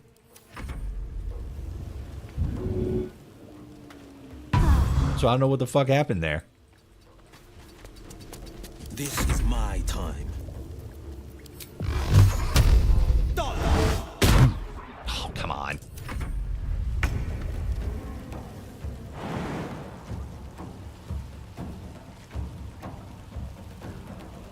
In my best interest. Did you notice the pictures are fixed? Oh, yeah, they are. Look at that. Ah, that's kind of a bummer. I'm going to miss fucking Demon Eyes Astarion. That shit was fucking scary as hell. Also, the statues. The statues were turned off. I turned the statues off. This was the last thing I did with the mage hand before moving them over there and pushing that pushing this little freako off. Or no, that little freako, which was a pretty good move, but for some reason they didn't stay in combat with the hand. Very strange. I speak, they burn.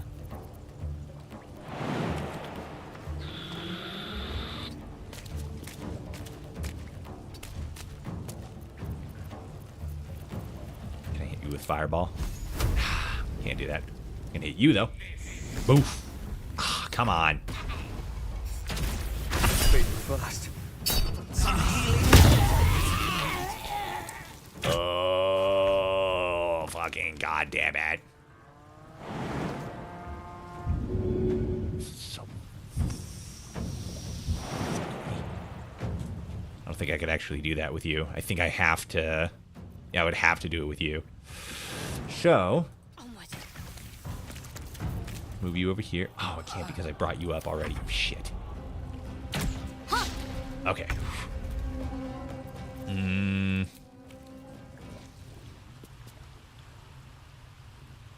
42 each? God. try moving you into a better position. There you go. Oh, I should have done the other one. Yeah, that would have knocked you out. Come on, can't stay idle. Let's get Gale up. Can't do that, so we're done there. Done there.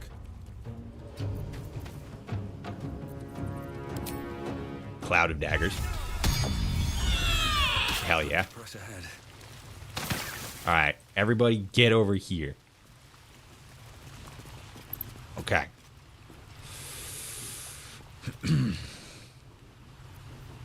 Okay, well, first of all, Pride of the gate. turn Cloud of Daggers off. Is that? And then No, never mind. get looting. Looting and scooting. What lies within? Eh. Man, if the magic hand hadn't fucking disappeared there for literally no reason, that would have been a fucking genius play. No one stopped me. We distracted everybody with the hand. We pushed the one goblin off. We distracted everybody with the hand, and we were sneaking up. And I was gonna be like, okay, get all like fucking close to them, and then fucking sneak attack them, and then boom, we've done it. Got a big drop on him, but no. Whatever. All right, everybody, get in here. Oh, come on. Try. There. God. Took forever.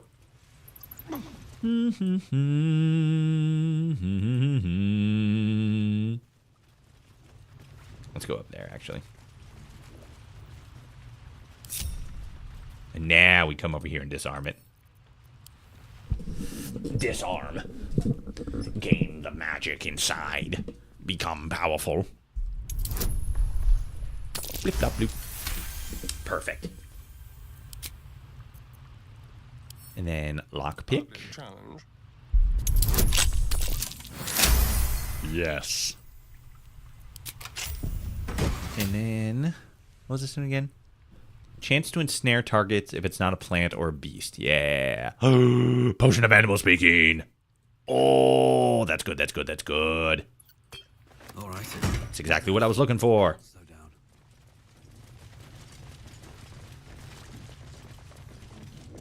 And it's until long rest. So I have a time to utilize it. I'm definitely going to need to take a long rest here. Probably after we finish this up. Yeah. Tell me about the priestess. I'll introduce you to my... Yup. Happy high. Okay, so now we go back in the grove. And then I'm going to do a long rest because we're all out of short rests. And we kind of need to do one. And then we can start off the next day doing stuff in the grove and actually be of healthy mind and spirit. Yeah. That would be good. These tieflings prove Because the only other combat thing in the grove is Remind me to stay on my the harpies. There we go. Everything else should be fine. So let's go back to camp. And we probably actually have to talk to Withers. Yeah, let's talk to Withers real quick. Be all like, hey, yo. We meet Yup.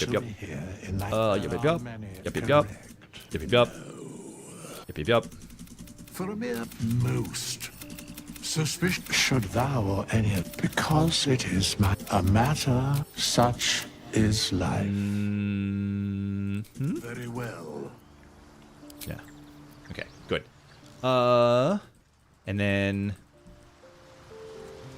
I mean, like, there is dialogue with, like, the companions and stuff, but as far as, like, things that we need to do here, I think that's pretty much it.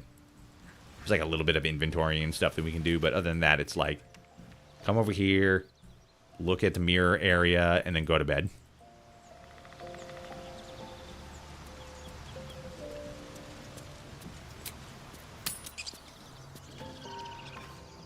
Oops, hit the wrong thing. Just sleep. End of day. Perfect.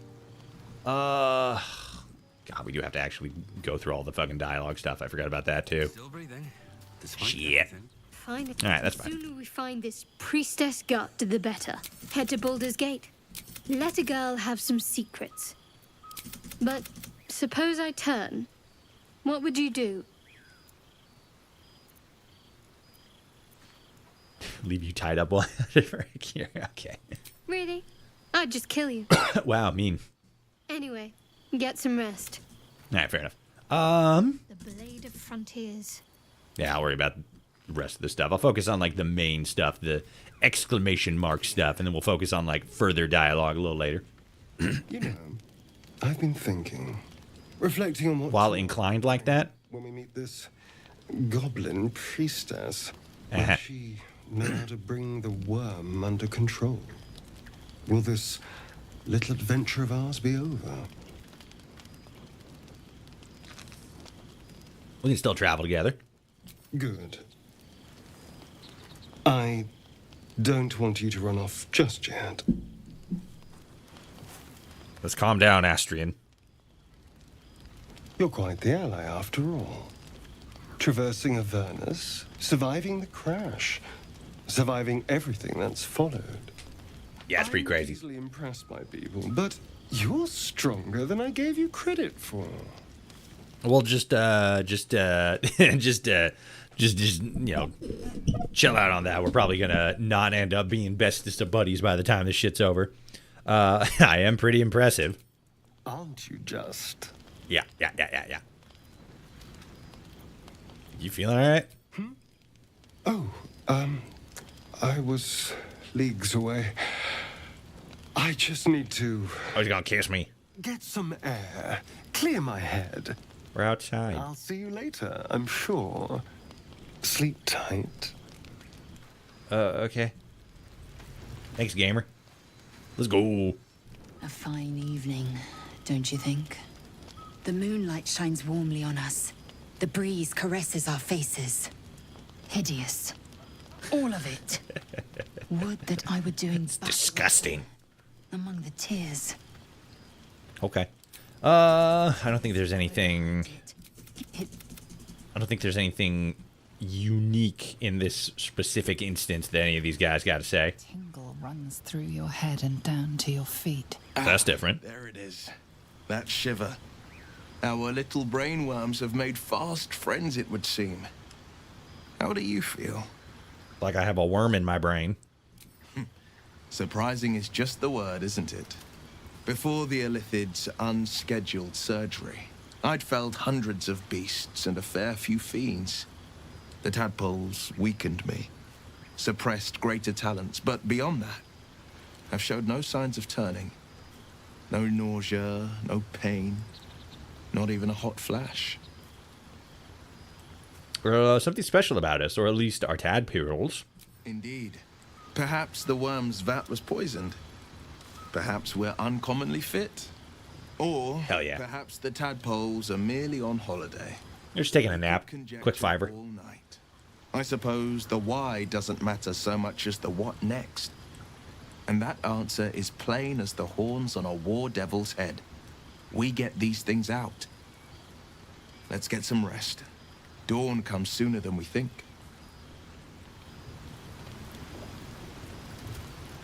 There we go. Sorry, I was messing with the settings. You don't have anything, but I'm going to double check you just for safety. I've known a few warlocks in my time. Talented, of course, though sometimes too eager to listen to the devils on their shoulders. Comes with the territory, unfortunately. Okay. Yep, that's everything. Okay. Zip zop boobity bop over here. Trim party down. I probably could have gotten a little closer. And bedtime. Let's see what we got.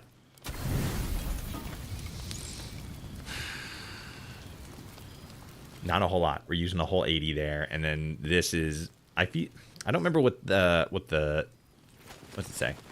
40? Okay. We're pretty I think yeah. We're so far we're doing all right. Again, the main thing that I was going to like buying stuff, right? Buying and selling stuff, buying stuff from vendors, right?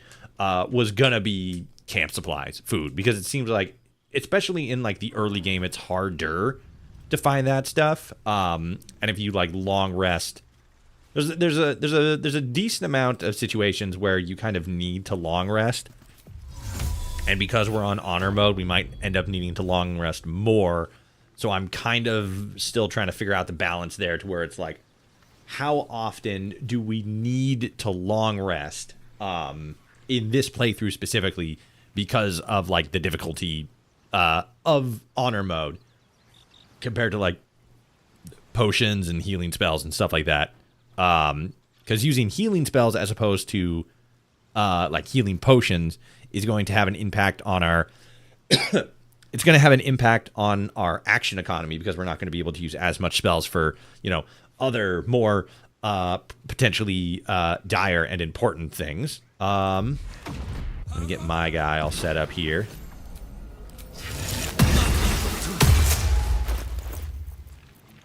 Where are you? Okay, so switch those two around. That's good. And then let's send you to camp and you to camp. And then I'm going to have to do this stuff.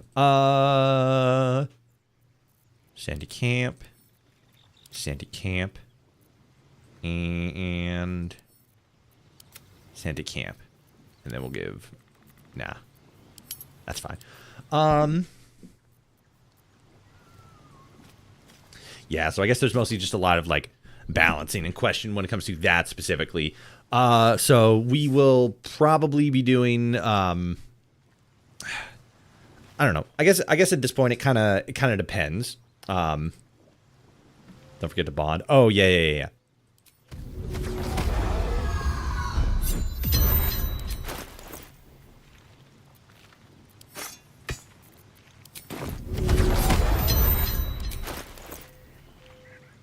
Yep, now both are bound. Hell yeah. Oh, I can only bind one of them at a time. Shadow Blade's better as a bound weapon, I believe. Yeah. Interesting.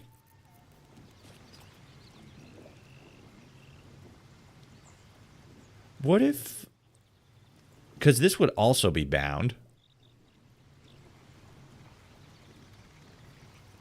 Do pact on the other? Yeah. Have pact be the other one. But that's not going to be... That's going to be a greater weapon.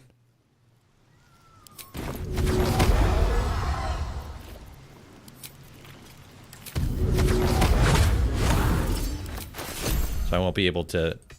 Oh, I can! Oh, this changes everything. Yeah, especially since you're 3 to 8, now it's 4 to 11. Oh my god. This is way better. Fuck yeah. Well, now now I don't want to use a sickle. You kidding me? I also kind of don't really want to use a rapier. Great sword's not going to be... Actually, I think sickle is going to be the only one that we're going to be able to dual wield.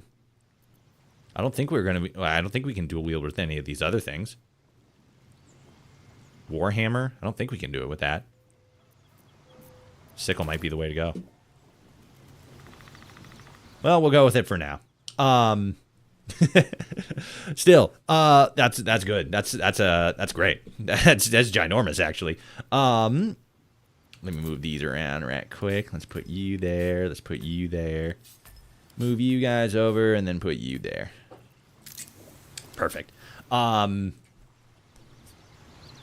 So yeah, I think as far as like not buying anything from the store and stuff like that, I think it's going to be a bit of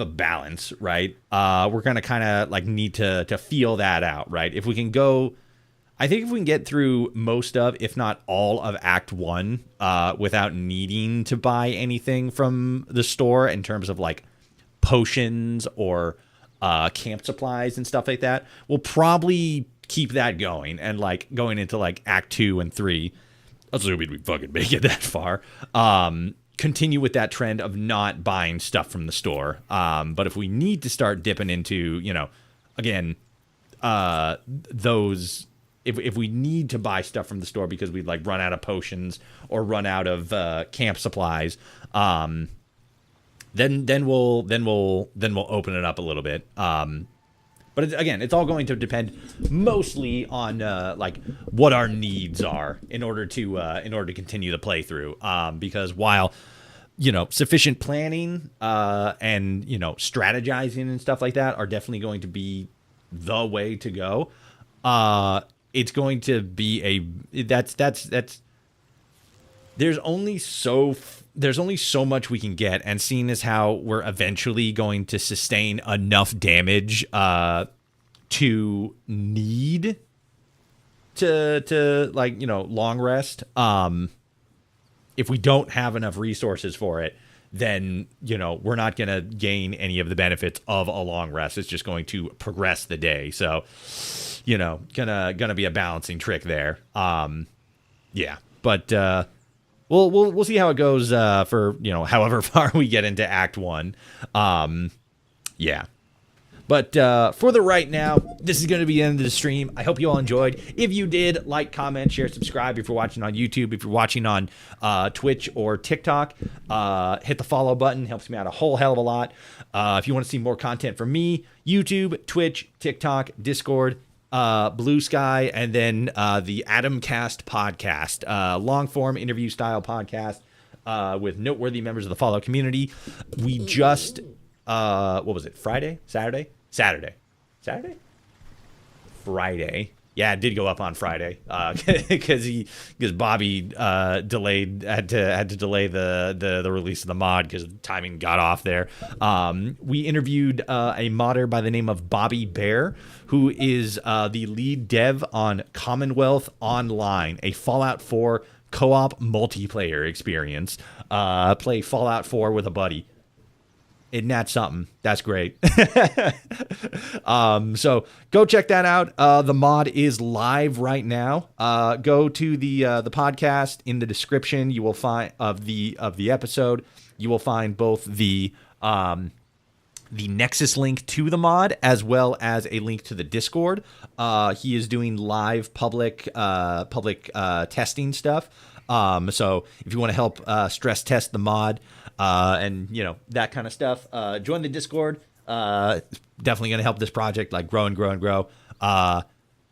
Again, online multiplayer co-op mod. That's crazy. That's pretty dope. So go check that out. Go listen to the interview, like, follow, all that good stuff. We will be back next week. Friday. For more Fallout Friday. It's gonna be great. We're gonna play more Fallout. I'm probably gonna try to I'm gonna go in and I'm gonna tinker around with Fallout 4, see if it's ready for us to like get back into like modding Fallout 4, because it's been a while. We've been making it work with Fallout 76, playing new game, seeing how the game is in 2026. It's pretty solid overall. It's pretty good. But I am kind of hankering to get back into modding. So we'll see where that goes. As far as as far as the Bauldlock runs go, we'll probably get back into that. Maybe we'll take a break. I'm not 100% sure. I feel like people are definitely enjoying the Bauldlock run, but I don't know. It's funny. I like doing long form playthroughs like this, but I also don't really like doing it because it feels like we end up doing the same thing every single week, and that feels like it gets a little stagnating. So maybe we'll do I don't know. I'm also still like waiting on some stuff. So there's a lot of waiting, and there's a lot of like keeping things moving at the same time. So we'll be back with the Bauldlock run next week, unless something like crazy or specific comes up. So yeah, that's the plan anyway. For now though, as I said, thank you so much for watching. If you enjoyed, like, comment, share, subscribe, ring the bell, hit the follow button if you're watching on Twitch or on TikTok. We will be back Friday, 2 p.m. Pacific Standard Time for Fallout Friday. Saturday and Sunday, again, same time, 2 p.m. Pacific Standard Time, for more Baldur's Gate 3 Bauldlock run. The weekend's over, but the next weekend's right around the corner. Thank you so much for watching. Have a good day. Have a good week. And until next time, I will see you all out there in the wasteland.